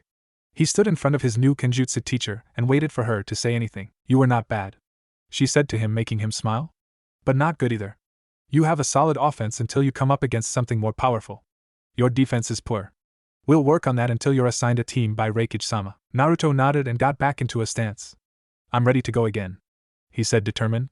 She nodded and attacked again. It would be another couple of hours, leaving a tired Naruto and Samui by themselves. Darui was ordered to go to the Reikage mansion, so it was just those two, training. He made those hours count as he learned new defense moves and even some of the Kenjutsu techniques that Samui knew. Granted, he didn't master them, but she was impressed with the way that he got the concept of the techniques so fast. It was like he was made to become a swords master. He surprised her even more when he came up with moves that she had no idea were capable. He's impressive. If he keeps on impressing me, I just may end up flirting with him. As I said before, she only has a cold expression, doesn't mean that she can't have fun. I thought a little bit of a flirty nature would be good for her anyhow. Despite always losing against Samui, Naruto was having fun. In fact, it was the most fun he had since the training trip he took with Erosenin. He missed messing with the old pervert, but this new training was beneficial to him as well. He didn't even know about Kenjutsu that much until he got his new sword. "You're getting better, Naruto-san. You're at least low Chunin level with Kenjutsu now. But I'm not stopping until you're at my level," she said to him, smiling a bit. She rarely did that, but somehow, she couldn't help it around him. She respected him as a fighter now, so maybe that had something to do with it. What's more, he didn't say anything about women not being capable kunoichi. "So same time tomorrow?" Naruto asked. He really liked sparring with his new teacher. "I'd like that, but I am still responsible for Omoi and Karui. Training and all that," she said to him. Well, how about we train together? You can use my clan's training grounds. That way, you're with your team and you can show me what I'm doing wrong at the same time," Naruto asked with a grin. It was a brilliant suggestion if he did say so himself. Samui thought about it. There wasn't really a downside to this, but that didn't mean she couldn't milk the offer. "Let me use your hot spring and massage my shoulders every now and then, and you've got a deal," she said back with a smirk. Naruto blushed at the massage part, but if it was for training, then it was a small sacrifice. Besides, who wouldn't want to go along with massaging a beautiful woman like Samui? They'd have to be crazy or a brooding emo that has a superiority complex. He nodded and she smiled again at him. The busted blonde looked good smiling. "Well, I have to go. It was nice training with you, Naruto-san. Omoi, Karui and I will be here tomorrow at the same time," Samui said and shined out of the field. Now the blonde Jinchuriki was alone, left to his own devices. What to do? Well, I could learn more jutsu or work on perfecting the Rasengan. According to Tusan, it's incomplete. But I want to be able to do it with one hand before I start on that. And then there's the Hiraition man. What should I start on first? Then he suddenly smacked his palm on his forehead. "I'm an idiot. Kaige Bunshin no Jutsu," he yelled. The field was covered in smoke and his clones, of 200, were waiting for their orders. "Alright, 50 of you work on doing the Rasengan one-handed. Another 50 looking for new jutsu and learning them in the library. Once you find some, come here and practice them. I'll need another 50 working on more advanced chakra control exercises. Practice them along with the ninjutsu group. And the last group will work on the Hiraition. Now let's get going," he yelled, but none of them moved. "What are you going to be doing, boss?" a clone asked. "Working on Kenjutsu, of course. You guys can't do it since you can't transfer muscle memory. Now get!" he yelled again. They saluted and did as they were told. The real Naruto looked up at the sky. It's still early too. Man, there isn't really much to do anymore. At least in Konoha I could do missions. Sasuke was sitting quietly in his room, ready to go to Kumo and take the power that he believed was rightfully his. Killing Naruto would just be the next step in his quest for vengeance. He would avenge his clan, even if it meant killing the only person who saw him for who he was back in Konoha. That thought made him scoff at the thought. Naruto was an idiot. And he always will be. The world was more than likely to be better off if he was gone. He was happy to oblige that. Then his door opened and Kabuto walked into the door. His usual smirk was gone, and he didn't fix his glasses this time. Signs that show that he is not in a relaxed state. Orochimaru-sama is postponing the trip to Kumo, he said, and that made Sasuke snap his head at him with his Sharingan blazing. Why? The Avenger yelled. What is his reason for this? We are low on forces right now, and to go against Kumogakure, it would be suicide for us. Even if we are led by a Sannin. He just needs more time to gain more shinobi forces before we leave. That way, the plan he is working on will be foolproof, Kabuto said. That and his health isn't getting much better. If the change isn't done soon, he will die permanently. Sasuke scoffed. Very well. But it better not take long. I don't like to keep waiting, he said, and the silver-haired medic nodded and left. Once he was alone again, he charged up a Chidori and hit the wall ahead of him with it. He needed to let out some of his anger. Hokage Mansion office. Tsunade sighed as she sat at her desk and sipping on sake. Usually she would be gulping it down, but she's been a little depressed since Naruto's banishment. That and Shizen would yell at her again for being irresponsible. She's also being troubled by the council, or rather the civilian side of it. They kept demanding that Naruto be returned to Konoha and rebuild the Namikaze clan here as it was the Yandame's home. She countered that they should not be demanding anything of her since she is Hokage and they had no power. It was their own fault anyway, and Tsunade was going to make them pay for it. Konoha as a whole was definitely being punished as well. The economy has taken a turn for the worse since the blonde was forcibly exiled. Shinobi wouldn't do missions unless they were ordered to because they feared they would be exiled as well if they failed. Trade routes to other countries were cut off, places like Suna, Nami no Kuni, and several other of the lesser countries that Konoha relied on for fruits, vegetables, exports of food. They still had a few, but Tsunade was amazed at how Naruto's banishment affected those countries. So she began investigating since, from the records, she read that Naruto had not done much in the missions that happened in those countries. She read that it was Uchiha Sasuke who did all the work. When she got the mission reports, she saw several discrepancies and called in the remaining members of Team 7. Kakashi and Sakura were surprised at what were written in the reports. The silver-haired Jonin was even more so, since he was the one who had written the reports, when he saw that there was a change in names in mostly all of them. Even the deranked ones. Tsunade had called Shizen in and asked where the reports went to after they were submitted by the Jonin sensei. They're sent to the Shinobi Council for review and then they are filed away in order and kept under lock and key, she said, getting a nod in reply from the Hokage, and left to continue her work. The blonde Sannin sighed and realized that only 3 other people besides herself had access to those reports and files. Those were the elders of Konoha. One of them were illegally rewriting mission reports. A serious crime since they were only meant to be reviewed and not edited. Now, she was waiting for the 3 old wrinkles she knew as her advisors. But they really didn't do anything to help her. Koharu took her job seriously, but the other 2, Danzu and Hamura, always seemed to have their own agenda. Her door opened and Shizen poked her head into the office. The elders are here to see you, Hokage-sama, she said simply. Send them in, Tsunade said, nodding as she did so. Koharu, Hamura, and finally Danzu were now in the office and were curious to see what the Hokage had wanted them for. The 2 male advisors seemed impatient though. I've called you 3 in here for something on a matter of security, Tsunade started. But first, I have to start with the village's slowly falling economy. She would have continued, but an old war hawk had interrupted her. What does our security have to do with our economy, Tsunade? Danzu asked, and a subtle vein grew on her forehead. That's Hokage-sama to you, Danzu, and I was getting to that. Now shut up, she said, and he scoffed at that statement. Our trade routes are being closed with several countries when they heard about Uzumaki Naruto's exile. That got me thinking how one boy could have such an effect on those countries. She continued. That was when I began reading the mission reports and called in the remaining members of Team 7, Harino Sakura and Hatake Kakashi. Kakashi read them and said that it was not what he had written in his reports. I then asked Shizen about where the reports went to and found out that only the people in this room had access to those files, she said, and silence followed. Danzu did well to hide his distress with his stonewalled face but was inwardly fuming. It was just one of his backup plans in order to have a weapon for Konoha to use properly. If Uzumaki wasn't doing a satisfactory job as a ninja, he could have had leverage for the council to give the boy to him and train. But it didn't matter now as the boy was banished and was on the Warhawks hit list. Hamura was not as good as Danzu as he was sweating bullets.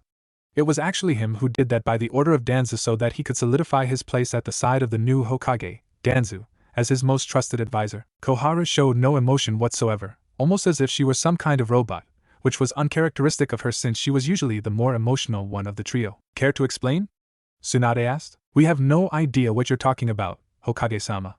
None of us have stepped in the building with those files for quite some time, Danzu said in a believing tone, but he knew Tsunade did not trust his words. Yes. That's true. Right, Koharu? Hamura asked the female advisor. Hi, that is correct, she said in a robotic tone. The other 2, Danzu and Hamura, nodded at her. That was when Tsunade sighed. I knew it wasn't going to be easy, but she said, and called Shizen into her office again. Can you bring in the shinobi who guards the mission reports for Team 7, please? Hi, Shizen said, and it didn't take her long to get the Chunin. After about 10 minutes or so, a brown-haired man that was wearing the standard Chunin outfit that consisted of ANBU-style pants and shirt, along with the flak jacket, stepped in. This man was named Taisuke Furukawa. The Chunin saluted to the Hokage, who then put him at ease, and he asked why he was here. Have you seen any of the advisors in the past 2 to 3 years? She asked the man. Taisuke simply raised an eyebrow and then nodded. Hi. Hamura-sama visited a few times, saying he needed to review some of Kakashi-san's reports. You see, the Chunin had a perfect memory of who and when a person went into the safe to read the reports. That was why he was chosen for the job by Kakashi. Tsunade glared at the elder. She then looked back at Taisuke and dismissed him. The man saluted and left. The blonde Kage stood up and went around her desk. She glared at all of the advisors, believing that it was just some ploy to get Naruto out of Konoha. Umbu. Restrain Hamura and interrogate him. Have Ibiki do it. He could use a new toy. She ordered, and a Nico, Bear, and Hawk-masked ANBU appeared. They acknowledged the order and took the now struggling elder away. The Kage's attention then went to the 2 remaining ones. You 2 can go, but if I ever see you meddling in the reports or any other sort of paperwork, then you best be prepared for the punishment. She threatened with a strong killing intent. Even Danza had nearly keeled over at the gravity of the strength of her Ki. Koharu was sweating as well. Dismissed, she said, and the 2 left. Tsunade then sat back down and leaned into her chair. Even when Naruto isn't here, they try to screw him over. That got her thinking. She was the Hokage. No one was supposed to be getting away with things like this, even if it was minor. It was on this day that she decided to start cleaning house in the council and in many other places. She chuckled to herself with an evil grin. Those bastards won't know what hit them. Danza was back in his office and was gritting his teeth in anger. He had not expected for one of his pawns, Hamura, to be caught at doing something that was so fickle. And he knew that Hamura did not have as strong a mind to fend off Ibiki. What was he going to do now? He knew he did not have as many forces as he used to since the Sandaime had disbanded Root, but he was slowly rebuilding it. But he still needed a few more months in order to get the sufficient amount of ninja under his control. The old Warhawk then began planning his next move. Maybe he could somehow get Koharu, who he controlled with a seal that he made himself, to convince the Shinobi Council that it wasn't that severe of a crime. Who cared about a few mission reports being edited anyway? It wasn't going to be easy, but he hoped they would listen. That, or he would have to start his little coup earlier than he planned. 3 months later, Konoha. The Konoha 10-1 was, currently, at a training field and training together so as to improve some of their techniques as well as their teamwork in case they were sent out together on missions. It was actually a very smart strategy, and was thought up by Shino, the usually quiet one. All of them have been training hard ever since the blonde known as Naruto was exiled because of the mission to try and retrieve Sasuke from Orochimaru's hideout. They all thought it was a stupid reason, but the civilian council was stupid. Even when it concerned the blonde's heritage. The truth about Naruto's parents was revealed to the whole village, and to say the civilians were in an uproar was an understatement. They had begun shouting that it was a lie when it was announced by Tsunade at the Hokage mansion. A quick, but potent, dose of killing intent by the busted Kage set them straight and made them see the light. She asked them how they could not see the difference. She asked them to compare the Yandaime's statue to Naruto, without whiskers, and see what they got. A collective gasp showed that they now believed it to be true. Of course, there were still a few non-believers and yelled that it was just the work of the fox to make him look like their hero to ridicule them. Tsunade had never been so angry before in her life. When she started hearing the non-believers start breaking the Sandaime's law, she began imprisoning them for long periods of time because the last thing she needed right now was more pressure from the council. She did make sure that they did not have a chance to be trialed though. That part got the council pissed and her happy. But back to the Konoha 10. They were mostly newly promoted Chunin while a few others were Jonin, like Hyuga Niji. They were all getting stronger though, using their loyal blonde friend as motivation. The one who really took to using him as motivation was Hyuga Hinata. She had been training since the day Naruto was banished. Even Hayashi was impressed with the way she was improving. She didn't rival him in the Juken, but she was now beating her younger sister, Hanabi. She was actually getting close to Niji's level of chakra control and Juken power. Shino already trained hard but honored his comrade by keeping the others safe and mastering his clan's techniques and jutsu. He'd even developed some new hybrid insects that would allow him to suck out the chakra of his enemies just a bit faster than normal. His father, Shibi, was stoically impressed with his son's new abilities. Kiba, self-proclaimed rival of the Dobe, started learning ninjutsu that would help him in case his clan jutsu did not work. It was actually a smart idea on his part, the others stated so. Turns out he was a Doton user, a commonality in the Inuzuka clan. But he was still training in the elements chakra manipulation. Shikamaru actually felt bad at Naruto's leaving since they used to hang out together at the academy, and watched clouds together with Chuji. He thought it was troublesome to train but couldn't help but to as he wanted to be stronger for his friend. He began taking taijutsu lessons with Guy and Lee since he had a weakness in that area and created a few of his own kage techniques. Tsunade actually wanted to recommend him for the Jonin exam if he continued. Ino wasn't really a friend to Naruto but still felt bad for her fellow blonde. No one deserved to be wrongly punished like he was. By now, she's working along with her father in the interrogation department. She got to see some of her father's techniques in action. She did not, however, like to see any of Midarashi Enko's techniques at all. She was really grossed out by some of them. Chuji actually laid off eating for a little bit for he was in a depression. Naruto was the first person he met that didn't judge him by his weight. It was actually through him that he met Shikamaru and became best friends with the two. His family grew worried for him and convinced him to not be sad for his friend, but to get stronger for him instead.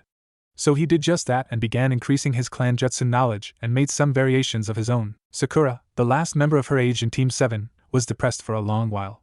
She kept thinking that it was her fault that her friend and teammate got banished. If she wasn't hurt, the council wouldn't have had anything to use as leverage against him when they banished the blonde. Thanks to Ino and Tsunade, she was brought back out of it and began taking her medical arts in a more productive way. She made her own taijutsu style, which is still in progress, which allowed her to break a person down by to such an extent that not even Tsunade would be able to heal her enemies.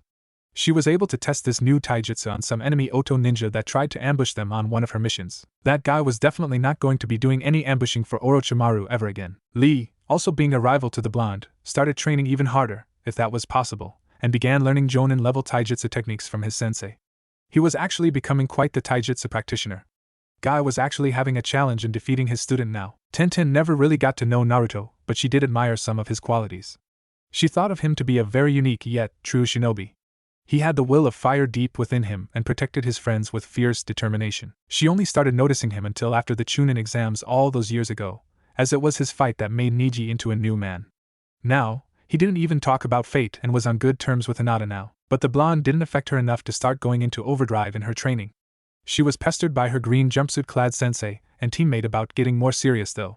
So just to shut them up, she began learning ninjutsu and found she was a right-on element, something useful for her weapons, even though she was still working with the chakra manipulation training. But now, Kiba and Shikamaru were sparring with each other in order to better their techniques and jutsu.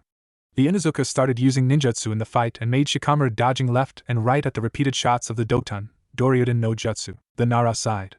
So troublesome, he said lazily as he was running around the training field and trying not to get hit by the mud bullets of the jutsu. Hey, what's wrong, Shika? Don't like having mud in your hair? Kiba taunted but was inwardly sighing as his chakra reserves were getting lower. He did eventually run out, and was bound by Shikamaru's Kagame no Jutsu, said Cloud Watcher walked up to his comrade. Your strategy could use some work, Kiba. Even Naruto wouldn't blindly waste his chakra on a jutsu that would repeatedly miss. He said, not knowing of the blonde's rapidly growing improvement. Akamaru barked at his master from beside him. The dog was staying away from the jutsu that Kiba kept using. Yeah? I get what you're saying, boy. I'll make sure to do better next time, Shikamaru. Kiba said and rubbed the back of Akamaru's head when he was released from the jutsu. They walked back to the others, who were all mostly standing up. Some others like Hinata, Ino, and Sakura were sitting down and talking to each other. They had grown close as to help each other in their problems and techniques. You are improving in your accuracy a bit there, Kiba-san, Tenten said to him with a smile. The dog-like ninja rubbed the back of his head. Arigato, but it wastes my chakra too fast. Why can't I have chakra reserves like Naruto? He yelled at himself and crossed his arms. The others just laughed. Kiba was no Naruto, but some of the qualities were in him, and that was a good refresher for the other Chunin and Jonin. Speaking of him, how do you think he's doing in Kumo?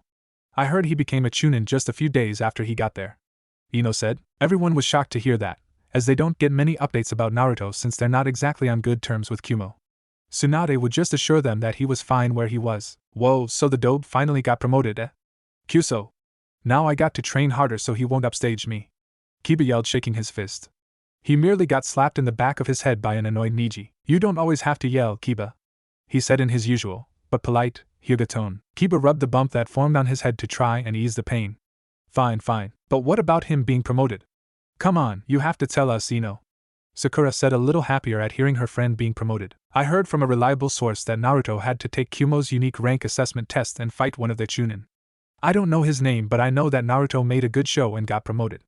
Nothing specific on what he did though, the Yamanaka said, putting a finger on her lip in the end. She was curious to how Naruto won the fight. YOSH. Naruto-kun's flames of youth are still burning brightly. Lee yelled and was then slapped in the back of his head by Tenten. Geez, can't you calm down for one day? The bun-haired Chunin asked with her brow twitching. Her teammate merely grinned and gave his usual thumbs up. No can do, he said back, and everyone's sweat dropped. Why did Guy-sensei have to corrupt Lee with that crazy you thing? Shikamaru sighed. Anyway, If Naruto's doing well, then that's all we can ask for, right? At least they treat him better," he said, and everyone nodded. Never would have guessed that he was the son of the Yondaime, though. That one actually shocked me. That made everyone nod at the same time. Even if the man had enemies, Naruto should have at least been told about his family rather than find out about them the day he was leaving the village. They wondered why the Sandaime never did so when he was alive. "Well, I've got to go.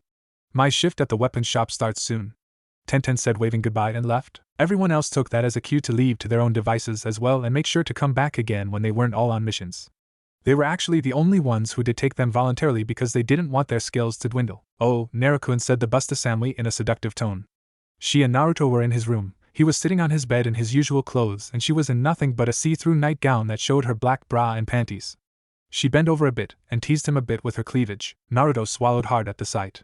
He had never been in this type of situation before and was freaking out. But he did have a crush on Samui, and would relish the chance he could have with her. She began walking with an extra sway to her hip and she saw her fellow blonde just staring at her with a mesmerized expression. His eyes were half-lidded and he was practically drooling. The busted blonde giggled, and when she was close enough she put her index finger under his chin and made him close his mouth. She then leaned over and whispered into his ear. "Like what you see, Naruto-kun? You can touch if you want," she said, straightening back up. The Namikaze sat up slowly and put his hands on her hips. He stared at the beautiful woman in front of him and leaned in to kiss her. He closed his eyes when he saw her pucker, and it felt like an eternity to him. When their lips finally met, he was in heaven.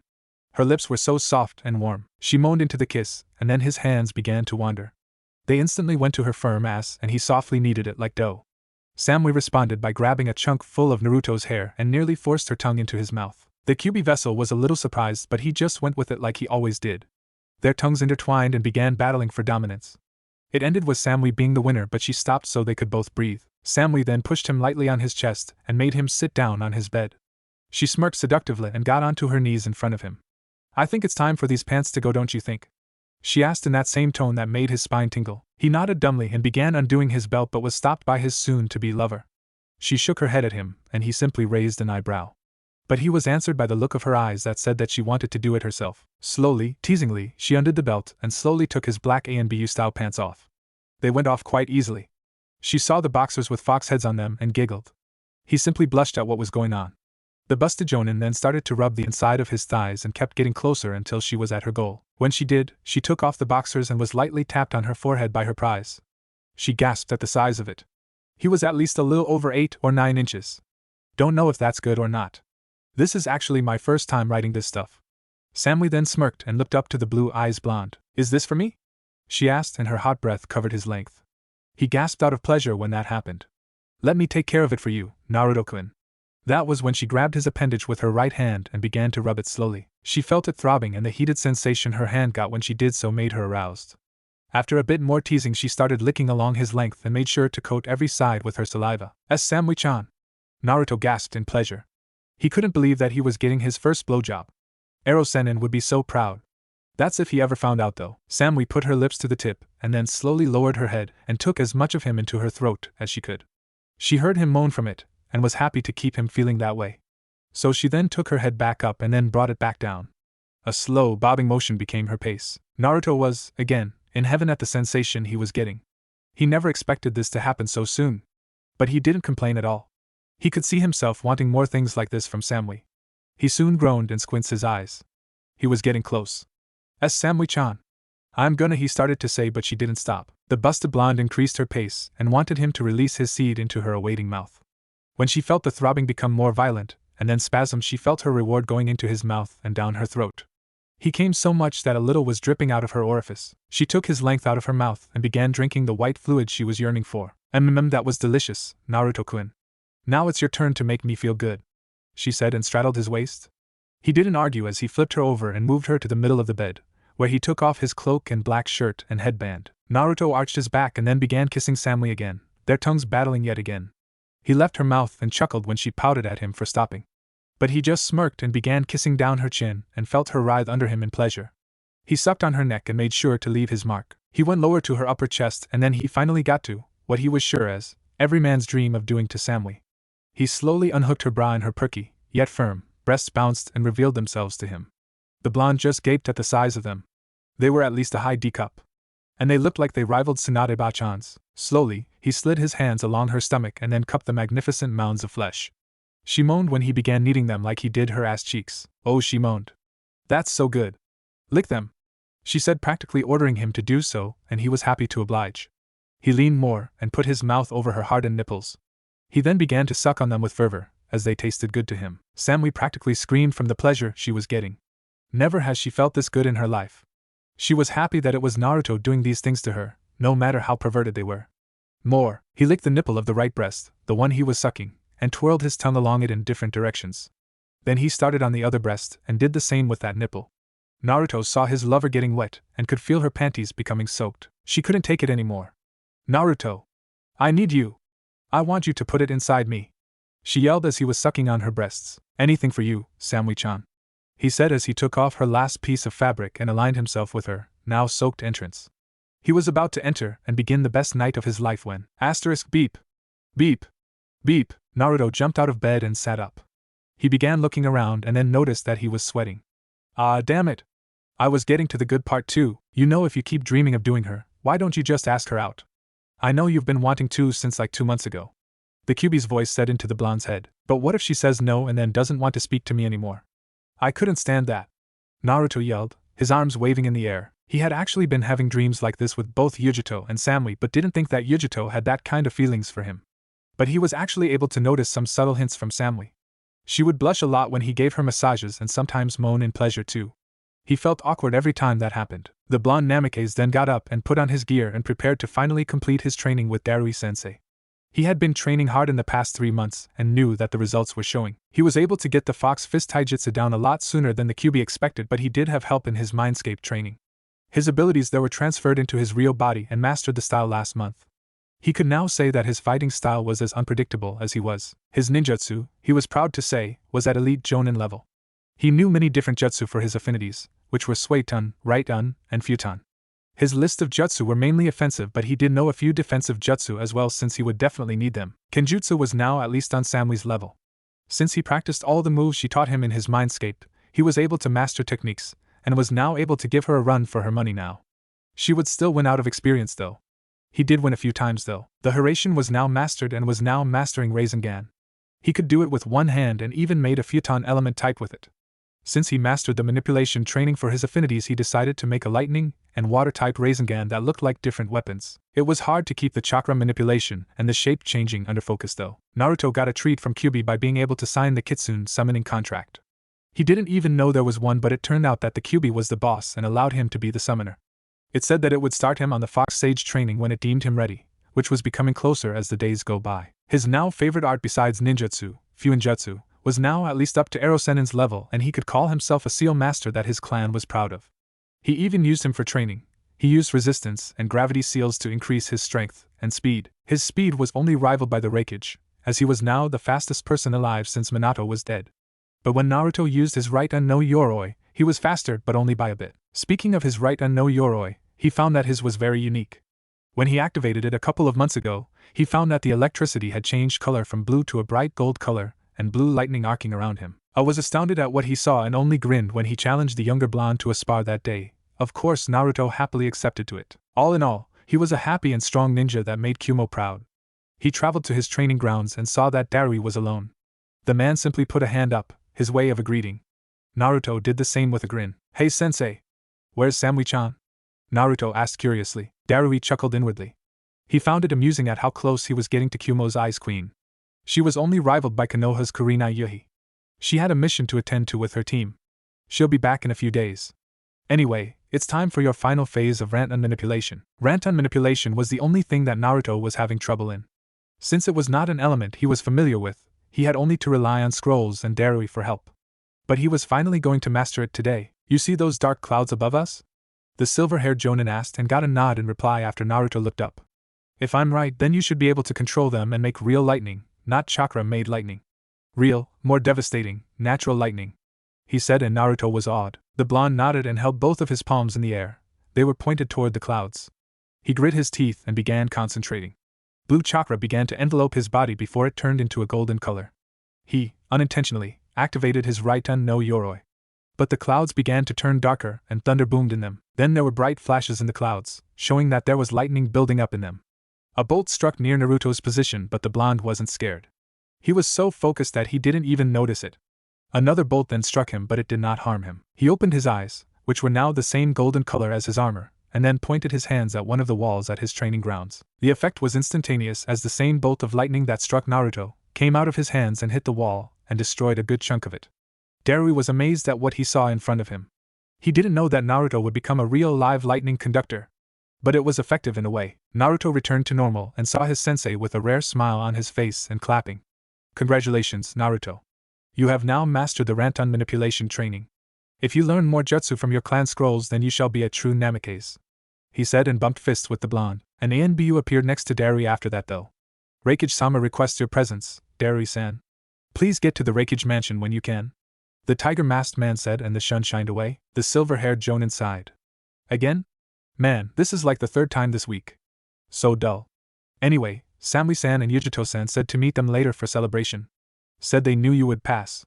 Darui chuckled and then disappeared in a shunshin of black lightning. The blonde grinned and couldn't wait to meet his two favorite Kumo girls and celebrate. He always met them after missions at their favorite restaurant that served many different foods. He liked it since they had ramen, not as well as Ichiraku's but well nonetheless. Time to go then, he said to himself, and shun shined in a flash of black and white lightning. He called it his Ranton Shunshin. Only he would be able to do that version. Orochimaru's lair in Rice Country. The sickened snake Sannin was sitting on a throne he fashioned for himself at his headquarters. In front of him were about 350 of the best Oto ninja he found all around the elemental countries. With this small army, he would attack Kumo and get Sasuke to kill Naruto. Then, he would take his chance and make Sasuke his new vessel. His plan was perfect. He sent Kabuto to tell the Uchiha the news and knew that he would be happy, even if he didn't show it. The silver-haired medic Nin opened the door to Sasuke's room and saw him brooding on his bed. He was just sitting at the edge with his elbows on his legs and his fingers laced in front of his face. Always with the brooding. It's almost as annoying as Naruto-kun. What do you want? Sasuke demanded more than asked. His onyx eyes shifted to Orochimaru's second in command. The forces are ready. We're setting off for Kumo in 2 days, so get ready, Kabuto said, fixing his glasses, and then left. The Uchiha smirked and then continued on with brooding. Just 2 days and then he would finally gain the Manjikyu and finally receive the power to kill Itachi. He just needed to be patient for a little while longer. Well, there you go guys. I know it's not much of a chapter, but I just needed a filler to show where Naruto's skills were, and I just decided to have the Konoha 10 put their input on the blonde's banishment. Since there are only 10 members left of the Konoha 11, since Sasuke and Naruto are now out, it is now the Konoha 10. I hope you guys didn't have to go all the way here to find that out. Reikage's office the next day. Are you sure about this, B? A asked the man in front of him with a dead serious expression on his face. The man had platinum blonde hair, just like A, and was styled the same as well. He also had a dark skin tone, which was common in Kumogakure. He wore black, oval-shaped sunglasses over his eyes and the Kumo Hittite with a white cloth on his forehead. His left shoulder had a kanji tattoo that read iron on it.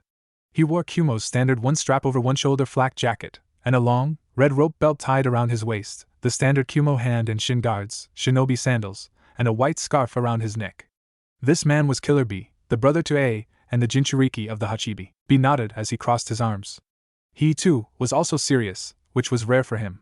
His usual disposition was him doing his enka rapping like he always does and acting carefree. But this was too grave a situation for him to be like that. How many? And how long? A asked as he laced his fingers in front of his face and set his elbows on his desk. They were separated. The group I saw contained at least 10 shinobi. I couldn't tell their ranks from my position in the mountains. There could possibly be more than that. I estimate them at least a day away, the Hachibi Jinchuriki said to the Reikage, a hum to himself as he contemplated on the situation. Why would Oto have a squad so close to Kumo's borders? Were they planning an attack? If so, then he would have to ready the defenses to the village. Did they see you, B? The muscular Reikage asked. The reply he got was B shaking his head and then grinning. They can't see me when I hide because I've got ninja stealth on my side, the younger of the two said in a rapping fashion, waving his arms in front of him in order to make him look more convincing. The chance for this rap was too good for him not take it. The blonde Kage's eyebrow twitched when he heard his brother's reply. Not a day goes by with B always coming up with those stupid enka raps. Get serious about this, B. He yelled at his brother, who followed the command immediately. Get Naruto, Samui, and Yujito in here. Killer B nodded and then disappeared in a shunshin of lightning. When the container of the Hachibi left, Ace sighed and leaned back into his chair. I'd say that I'm too old for this shit, but then I'd sound like an old man, he said to himself, and then stared at his door. You can stop eavesdropping and come in, Mabui. He smirked when he heard her make a high-pitched squeak and then saw her enter with a blush on her face, obviously from embarrassment. He had sent her out when B had appeared in his office with that serious look. The Kage knew that she was listening in, and he was sure his brother knew too, but since she's sort of his advisor besides being his assistant, he let her listen in. Besides, this way he wouldn't have to repeat anything to her. The silver-haired woman named Mabui took her usual place standing by his right shoulder. Why did you have me get Naruto-kun and the others here, Reikage-sama? She asked in a curious tone. Naruto-kun now is it, Mabui-san? He chuckled when he saw her blush on her dark skin. Anyway, I want to get some information from him before I do anything. But I am wondering what that snake, Orochimaru, is trying with this. For all we know, this could be a full-on invasion. Mabui nodded to her superior. I think it would be wise to think that, Reikage-sama. I wouldn't put it past the Sannin to try and invade us like he tried to do with Konoha a few years ago. But I can't think of any motives, she said to him after she gathered her thoughts. She saw him nod and then straighten up in his chair. She knew why, because she felt a few chakra signatures coming closer. It didn't even take a second later when B appeared back in the office and was followed by Naruto, Samui, and Yujito. Naruto and Yujito both wore confused, yet curious expressions on their faces, while Samui showed no hint of emotion, which wasn't really surprising. It was the Kyuubi Jinchuriki who decided to speak first out of the three. What's going on, San? I was in the middle of training, he said, tilting his head slightly to the side. Naruto was confused because he was usually never called into the office without a reason. If he was, it was usually because the Kyuubi's training methods would sometimes go hectic, to say the least. This doesn't leave the room unless I say otherwise, understand? The dark-skinned Kage said with authority in his tone. All of his shinobi, besides B, straightened up and were now waiting on him to tell them why they were called. Otonin were spotted by B nearing the village at a fast pace. He got a gasp from Naruto, Yujito, and Samui, a reaction much to his surprise from the cold Kunoichi. The group he saw consisted of at least 10 ninja and is at least a day away. Had B not seen this, we would have never seen them coming, he said, and saw the three of them take on their own looks of contemplation about the situation. Naruto was already assuming one reason why Orochimaru would suddenly try to invade Kumogakure. The blonde had guessed that Sasuke had either demanded or convinced the snake to come here so that he could try and gain the Manjiki Sharingan. That bastard of an Uchiha will rue the day he chose to invade our new home for that despicable Dijitsu. Kyuubi roared behind its seal. Naruto nodded in agreement at what the Kitsune had said. Both Yujito and Samui were thinking along the same line as Naruto, since he had told them both about how Sasuke had threatened to kill him in order to gain the next level of the Sharingan. It was actually the only reason they could think of as to why Oda would have a squad, and who knows how many so close to the border of Kumo. The blonde Namikaze was the first to speak his thoughts. I think I know the reason why the snake is attacking us, Reikage-sama. Raised an eyebrow. It was because he was both bewildered and curious. He was bewildered that Naruto had called him such a respectful title, and he was curious because he would like to hear what the blonde thought. Go on, he ordered to the Namikaze. I think it's because of Uchiha Sasuke, Naruto said, and heard the Reikage groan in annoyance. Sasuke has always wanted the power to kill his brother, and in order to do that, he needs to kill me. It's the only way for him to gain the same eyes that his brother, Itachi, has, the Manjiki Sharingan. The blonde explained to his superior. If that's the case, then we need to strike before they get to us, Yujito said, putting in her 2 cents. Samui nodded at this strategy, in full agreement. Letting them destroy our village would not be cool, she said in her same emotionless tone and unchanging expression. The Reikage seemed to disagree with this from the way he gritted his teeth at them. And how do you expect us to do that when even our censornin haven't even reported anything to us yet? We're lucky we were even informed of this attack. He yelled at them and saw them lower their heads in thought. He took those few moments to calm down himself. The last thing he wanted to do was lose his head before an invasion. Samui-san, what level do you think that Naruto-san is at right now? B asked Samui, breaking out of his unusual silence. He was laughing inwardly, though, at the shocked face that his busta student made at him. Well, she said, resting her chin on one of her hands as if in thought. I'm a high ANBU level Kunoichi, and he can give me quite a challenge when we go all out in spars, so he's maybe close low to mid ANBU level right now. Why do you ask, B-sensei? Samui finished with a curious tone in her voice to her sensei. B smirked and then grinned at everyone. Then why don't we just take the fight to them before they get to us? We take them out now, and they won't be a fuss. He rapped, and nearly everyone's sweat dropped at the horrible rhyme he made. The only one who didn't was Naruto, because he just laughed in amusement at B. But when they were done being annoyed at the rap, they realized that what he said, and their eyes widened. A was the first to voice his opinion on what his brother said. Didn't you just hear what I said, B? We have no way of knowing how to find their numbers, the Kage said to the guardian of Kumo, expecting to see him quickly wipe that foolish grin off his face. But he was deterred when B didn't even so much as twitch at him. You won't have to send a huge force at the snake, bro. Just send us 4 to take out the leaders, yo. We can use our bijou to find their chakra signatures quicker than you can say no. The container of the Hachibi rapped again to the Reikage, who hummed to himself to show that he was thinking over his plan. I actually thought it was a good plan. Take out the leaders of a large force and the subordinates will crumble from disorganization. He was sure that B could take on the Sannin and was also confident that Naruto, Samui, and Yujito could handle themselves against the snake's subordinates. As he thought of Orochimaru's subordinates, he quickly pictured the Uchiha traitor that was among them. Sasuke was an unknown to him because he didn't know how strong he was at the moment. He sighed to himself as he realized that it couldn't be helped at the moment. I'll just have to rely on them to be able to handle themselves for once, the Kage thought, and then looked up at the four blondes. All right. You have my permission to go along with B's plan. Be ready to depart within the hour. And if any of you die, I'll drag you back from the Shinigami himself and kill you again. Dismissed, he yelled, and they all saluted him and disappeared in a shunshin. Naruto took a little longer though, because Mabui gave him a quick peck on the cheek for good luck, and then he disappeared in his Ranen shunshin with a small blush on his cheeks, which made a smirk at him. He waited until he was sure everyone was gone before he decided to tease her a bit. You know I was just kidding when I said you could be a possible candidate for Naruto in the series 6 months ago, right?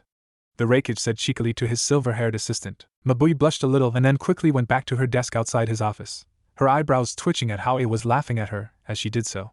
Stupid old man. She thought to herself. 20 minutes later, Kumo front gate. B had been waiting for at least 5 minutes for the rest to arrive. The others were most likely getting in stealth gear for the mission, which was a smart thing to do. He would have changed gear too, but he thought he was much too a badass to do such a thing. That overconfidence of yours is going to be the end of you, B. The Hachibi wisely said to his container. Yo! It's not overconfidence cause I am a badass, FO show. The guardian of Kumo rapped in his head, but on the outside he was still using his arms to make the rap look more official. He was lucky that people saw him do that whenever he was in town, so they paid it no mind. Anyone else and they would assume that he had just broken out of an insane asylum. B got an annoyed groan from his tenant. The Hachibi wasn't a fan of the dark-skinned Jinchuriki's Enka-style rapping. It annoyed the Bijou so much that he had to keep up his own mental blocks so that he wouldn't have to hear his container's incessant thoughts of new raps. It was all the man thought of. He only talked to B when he needed to and nothing more. That was their relationship, and it worked for them. The Hachibi container was interrupted from thinking of the new rhymes he was going to make by the three presences that made themselves known behind him. He knew who they were because he had been waiting for them in order to start the mission. B turned his head with a grin across face.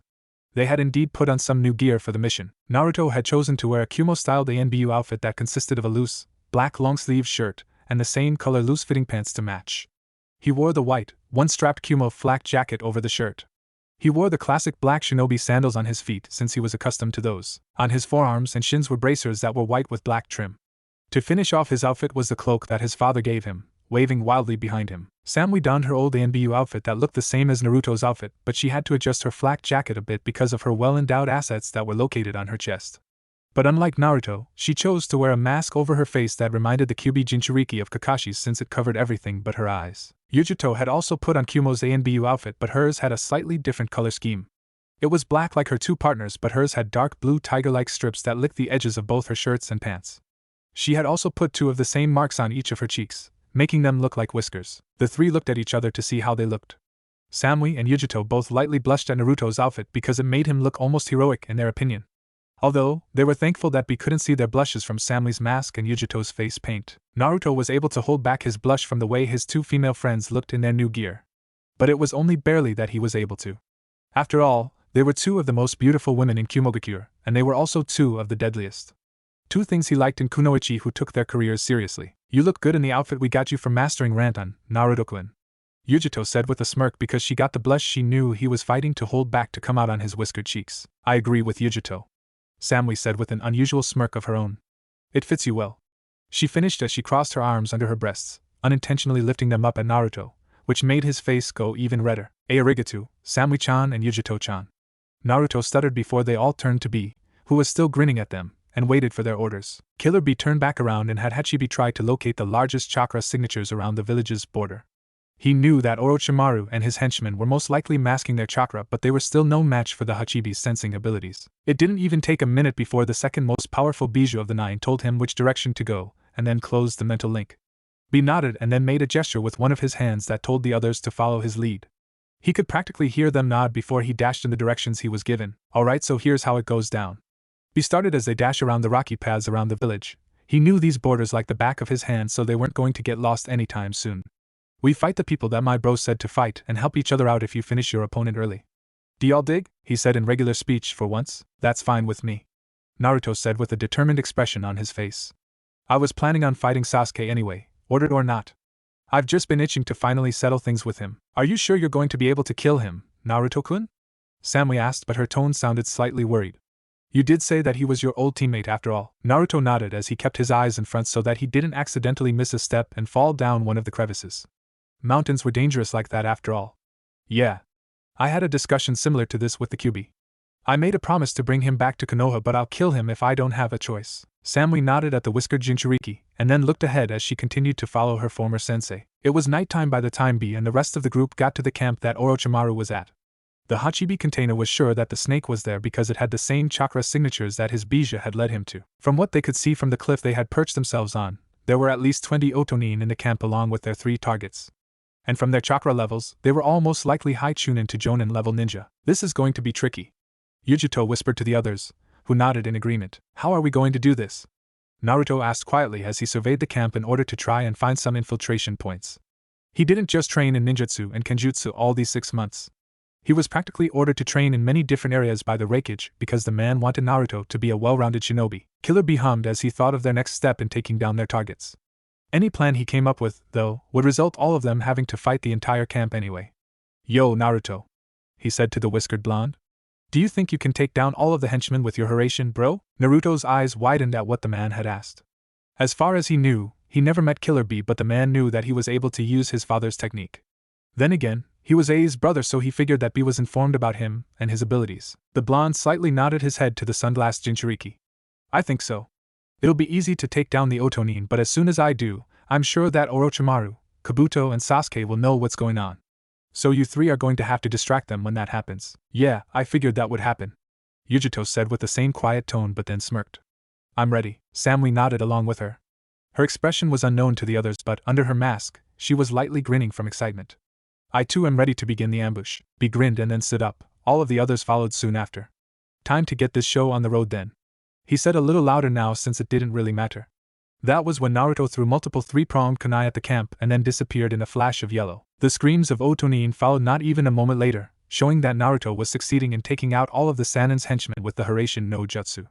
The rest of the group began to get in their stances when they saw their targets come out of their tents to see the commotion. The battle with Orochimaru was about to begin. Hey guys, I know it's been forever since I updated, and I apologize for that, but college had me busy for the whole semester. But I was able to use my winter break to write this out for you guys, and I know it may not be my longest chapter, but if I kept writing, I would have kept thinking of different scenes that could be added and whatnot. Now, for anyone wondering about some parts in the chapter, don't worry. Everything will be explained in either the next one or over the course of the story. Either way, they will be clarified. And I hope you guys like the new outfits I gave Naruto, Samui, and Yujito for the mission. They're not permanent though, but I may have them go into those outfits for big missions like this one. The Otonin didn't stand a chance when Naruto had ambushed them at their own camp. They were not expecting to be found out this quickly at all and were hoping to stay hidden from Kumo's forces so that their invasion went off without a hitch. Too bad that they forgot that Kumo isn't known for being one of the strongest of the elemental countries for nothing. The sight that Sasuke, Kabuto, and Orochimaru came upon when they exited the confines of the main tent, where they were making plans, was a blonde blur cutting down all the security in the camp like they were flies.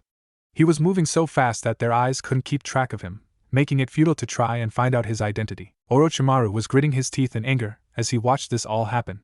Those were some of his best soldiers that he was sure could at least give Sasuke somewhat of a challenge, and this thing had taken them all out in seconds. Who is that? He yelled at the 2 remaining at his sides. Kabuto had a permanent frown etched on his face. If one of the Sannin isn't able to detect whatever or whoever has infiltrated their camp, this was bad. No, this is worse than bad. He slowly put a hand to his kunai holster in fear as he didn't know whether he'd be dead in the next second. The last of the trio, Sasuke, still had an impassive expression on his face. He didn't care about the shinobi being slaughtered. But he did wonder what the jutsu that was being used was. It seemed so familiar to him that it was disturbing. He then shook his head. It didn't matter. He would just kill the fool ambushing them and take that power for himself. Then I will surely be strong enough to kill Itachi, he thought with a smirk. After the Otonin were all gone, the blur had suddenly disappeared from the camp and none of them could trace to where it had gone. They tried using chakra to increase their senses, but the attacker must have gotten out of their range. The group's hiding spot. Naruto appeared back to the group in the same flash of yellow that he used to attack the camp with. He was surprised to find himself not even fatigued in the slightest. The blonde thought that it must have been due to the training he not only did in the village, but with his bijou as well. The results were definitely worth it. Killer Bee was looking over the cliff to see the damage, and whistled lowly when he saw all of the bodies. It wasn't a gory mess like he was expecting from a person who has barely killed before. All of the spiky blonde's attacks were quick and precise, just how a ninja should be. He grinned up at Naruto and put a thumb up in order to say great job, without having to actually say it. They were still in hiding after all. He looked back to find the remaining enemies in the camp when he saw Naruto nod at him. Orochimaru was still searching for the culprit that had nearly taken out the entire camp within a couple minutes. His expression was one that showed anger, due to him gritting his teeth and the contorting of his pale-skinned face. B was enjoying seeing one of the Sannin in such a state. His right-hand man, Kabuto, looked more frightened than he did angry. He probably thought that he was also going to die along with the rest of the Otonin that Naruto had killed. Honestly, B couldn't blame the guy because the Hiraishin is a devastating technique, no doubt about that. And he heard that Naruto was still working on it as well, and finally, his gaze turned to the Uchiha. Sasuke was also looking around but not as cautiously as he should have. He was turning his head in all directions, but in a slow pace that showed he was underestimating the enemy by a great amount. Wasn't he trained by a Sannin of all people? Wasn't he taught to never underestimate an enemy no matter the circumstance? All in all, he wasn't impressed by the Uchiha at all. Naruto is definitely going to kick his ass, yo. He thought and then turned back to the group, who were waiting for his orders. Man, he loved being in charge sometimes. The Hachibi Jinchuriki nodded to them with a wide grin. Let's show them not to mess with Kumo, he said with excitement, and caused them all to feel the same as they nodded and jumped down the cliff to hide behind the rock formations that surrounded the camp. Killer Bee soon followed after them. The true ambush had finally begun. Orochimaru's camp. Now that the group was hidden, they just had to wait for B to start his attack in order to try and separate Orochimaru from Kabuto and Sasuke. The fights would be much easier that way. Divide and conquer was an excellent strategy for this situation, but they were still dealing with one of the legendary Sannin here. Simple plans like that just won't cut it against a shinobi like Orochimaru if he were in a rational state of being, that is. They were going to exploit his flustered state to their advantage. B jumped up high into the air and morphed one of his arms into an octopus tentacle. It was one of the many things he could do since he trained in controlling his Biju's powers and abilities. He would have to get Yujito and Naruto to train on the Shimigane, Island Turtle. When all of this was over, he made his new appendage grow to a larger size so that it could do some real damage. The tentacle was now twice as big as Killer Bee but was still being easily lifted by the man, showing his strength. After he enlarged his arm, he thrust it down to where Orochimaru and his cohorts were standing. Orochimaru, however, sensed the attack coming and shouted a quick warning to Kabuto and Sasuke, and they all were able to dodge the attack at the last second.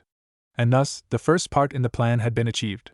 The three were now separated from each other, and taking them out would be much easier. The Hachibi Jinchuriki used his speed to appear where Orochimaru had jumped to and tried to hit him again so that he could do some serious damage to the snake Sannin.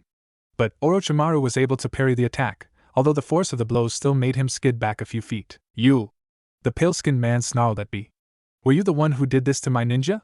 His teeth were gritting in anger now and his fists were clenched with just enough pressure to make his own hands bleed. B simply grinned at the Sannin and answered in his normal fashion, which was enka rapping. Yo! I'm Killer Bee and I'm here to make you see why you won't beat me. This is my home you're trying to invade so for that you'll meet my blade S. He finished with a somewhat embarrassed look on his face for not rhyming at the end of the rap. Orochimaru was so stunned by the absurd introduction that he was just left gaping at B. He recuperated a few seconds later by shaking his head and then getting into his Hibiken stance, the taijutsu style he was taught by his summons. You wish to fight one of the legendary Sannin? He grinned evilly at his opponent. Very well, I shall indulge you. And with that, he dashed at the sunglassed man at an intense level of speed. Nearby the destroyed camp, Sasuke had no idea who these ambushes were. But they did impress him with the slaughter of the Otonin that happened just a few minutes ago.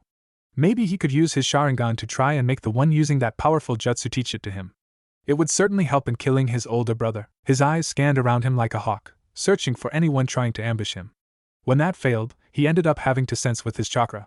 It was one of the things he was taught by Orochimaru, saying it would be useful to know where his next victim would be, but he never did completely master the technique. Sure, he got it up to a decent level to where he could sense chakra signatures, but not to where he could pinpoint that signature. And that was the reason why he was standing still with dust floating around him like a ghostly shroud. The raven-haired ninja had his Sharingan activated in order to help see through the dust, since it allowed him to see chakra. All he saw was Orochimaru being sent skidding back to where he could not see by a man with an octopus arm. What kind of jutsu was that? It was during this little distraction where he suddenly felt a large chakra signature appear right behind him out of nowhere. His eyes widened and he turned around to block any possible attack coming his way.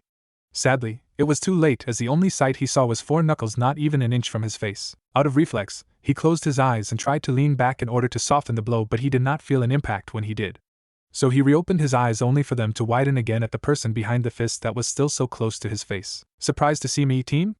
A certain whiskered blonde said, grinning at his opponent. Sasuke jumped back a few feet and got in a defensive stance, The Tomo and his Sharingan were spinning rapidly to copy any technique thrown his way. "Dobe? I see that the rumors of you being banished from Konoha were true then," he said with a smirk, trying to anger the blonde, make him slip up. Naruto just frowned instead. "If you're trying to get me mad, then it won't work. I'm not how I was 6 months ago back at that hideout, Sasuke." He stood up straight, and his hands were at his sides now as the dust cleared up fully. The only reaction Sasuke made was losing his smirk and raising an eyebrow at the statement. Only a few seconds later did that dreadful smirk reappear on his face.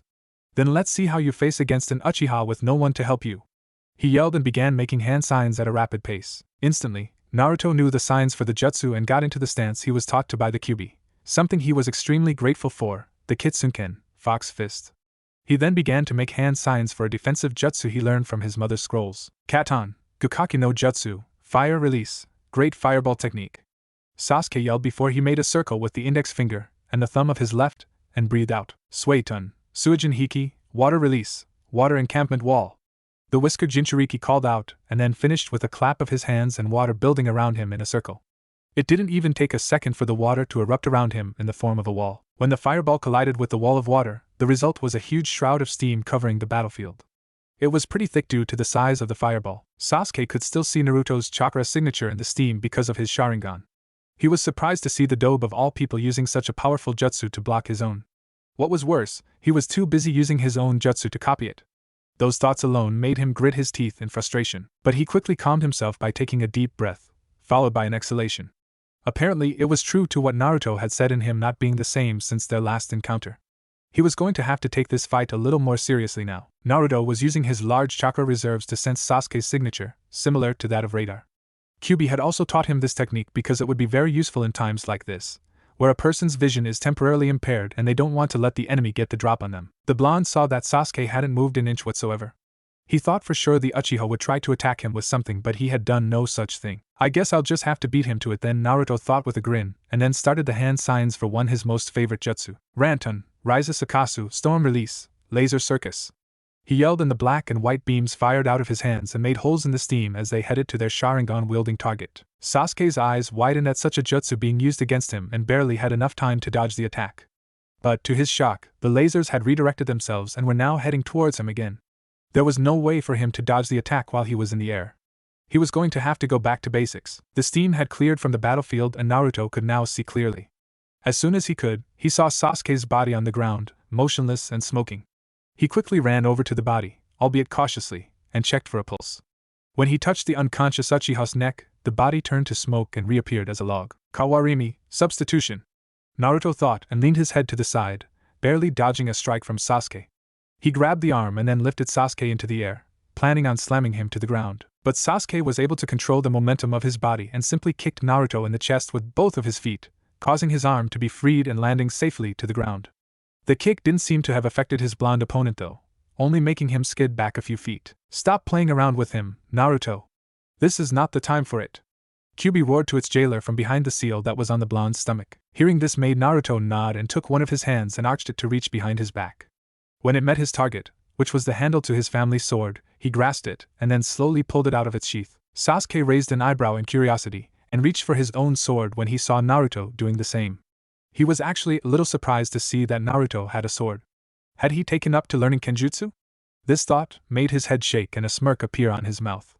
Like someone like Naruto could learn kenjutsu. He agreed that he was a little better than he was at Orochimaru's hideout, but the blonde was still not up to par with an Uchiha. They each took their own respective stances for their sword styles and gazed at each other, waiting for either one to make a move. The wind blew around them slowly and a small trail of dust made its path in the middle of the two. The Uchiha made the first move by narrowing his eyes and channeling right-un chakra into his sword and causing arcs of electricity to form around it. He then charged at his adversary with a ready striking slash prepared, hoping to end this fast. Naruto countered by quickly switching to a defensive stance and parried Sasuke's slash when the attack was thrust upon him. He noticed that something had made the Uchiha's eyes widen, but he did not know what it was.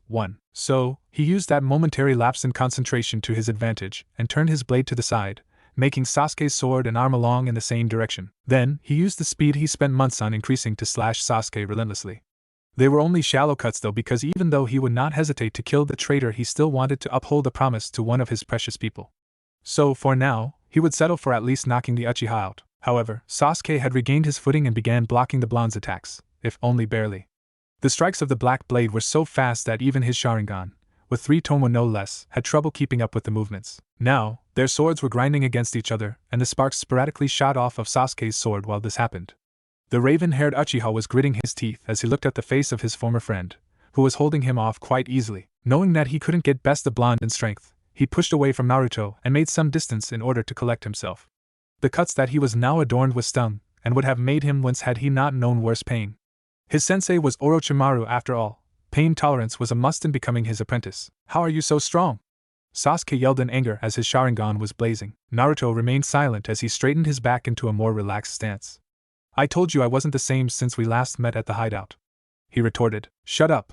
It's not possible for you to have become so strong in a few months. I'm an Uchiha. No one should be able to beat me.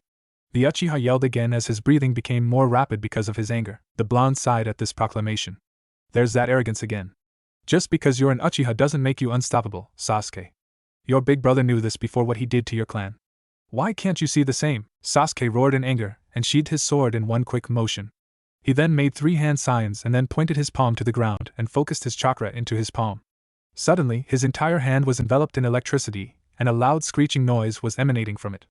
It was one of his signature jutsu, the Chidori. Naruto narrowed his eyes at this and lightly tossed his sword from his right hand to his left, and then formed a Rasengan in the now empty hand. Don't do this, Sasuke. You know I can beat you. He yelled at the traitor and got ready to launch himself forward. The Uchiha didn't listen as he quickly dashed at Naruto, who also did the same, and their jutsu collided with each other. The 2 powerful techniques were struggling against each other to prove which one was more dominant. Back and forth the jutsu had gone several times in order to win this battle of strength. Sasuke was actually confident that he would win this because he had done so all those years ago. His gritted teeth turned into that of a maniacal grin as he pushed with all his might against Naruto's opposing technique. Now, the Chidori was merely a few inches away from Naruto, who closed his eyes and then opened them suddenly to reappear with crimson irises and slit pupils. He growled as he pushed the Rasengan with more power and chakra and completely overwhelmed the Chidori. His jutsu broken, Sasuke was sent flying back in a pinwheel motion and only stopped because of the giant boulder that was in the landscape, only with a human-sized crater now imprinted on it. Sasuke fell out of the crater with a pained groan and landed on his knees. He then began to breathe hard because he was trying to get air into his lungs, the Rasengan having hit him in the stomach. He looked up to see Naruto, who still had his hand extended and was now standing regularly like before. He glared at the blonde in hate, trying to bore a hole into his skull and kill him. The effort was wasted though because his small wish did not come true. The Sharingan wielder then got up to stand and struggled to do so. He might not have really liked Orochimaru at all, but he was definitely glad that he was trained to take damage. But he knew that he couldn't keep taking this much, or he would surely lose. Now do you see, Sasuke? Naruto asked as he looked down at the Uchiha who was using his knees now in order to stay up. The difference between us? I can kill you if I wanted to right now and end this.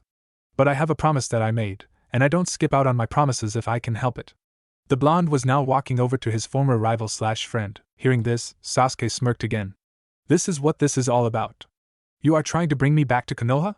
He began to laugh wickedly as his body became covered in black. Naruto stopped when he saw this and mentally sighed.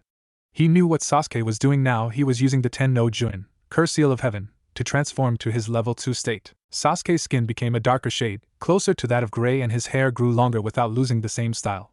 His eyes were no longer black but were a bright yellow with the 3 tomos spinning wildly like before. A black, cross-like mark appeared on his face, directly over his nose. The last thing that happened in the transformation was the 2 giant, hand-shaped wings that sprouted out of his shoulder blades and extended in a motion that made him look like his was about to take off like a bird. I will never let you take me back to Konoha, Naruto! Sasuke yelled and looked to be good as new in his transformed state. He straightened up and it would be discovered by Naruto that all of his previous cuts and injuries were gone now. Rapid regeneration? That didn't happen at the Valley of the End. This was unexpected. Naruto thought to himself, as he got back into his sword stance. I can still win this, but I don't think I'll be able to bring him back to Konoha. I'm sorry, Sakura-chan. Sasuke took to the air and flew to a far range that Naruto could not reach, even with his jutsu. What was he planning was the thought that the blonde was having at the moment. Then, he saw the now transformed Uchiha doing multiple katan jutsu into the clouds that were gathered in the sky. Each cloud was absorbing the fire somehow and was now turning black. Thunder could be heard from them and lightning arced around at various times after a few more minutes of this routine that Sasuke was doing. Now, all the clouds above Naruto were thunder clouds and he still had no idea why his adversary was doing this. Was it for one of his jutsu? It definitely wasn't one that he recognized. It must have been during the 3 years of training with Orochimaru. In the sky, Sasuke was laughing to himself in a roar of derangement. This jutsu will end this battle and take out anyone nearby. He then raised his right hand toward the clouds and used his left to do the hand signs. One-handed signs were something he learned after seeing Haku do them back in his genin days. Kirin!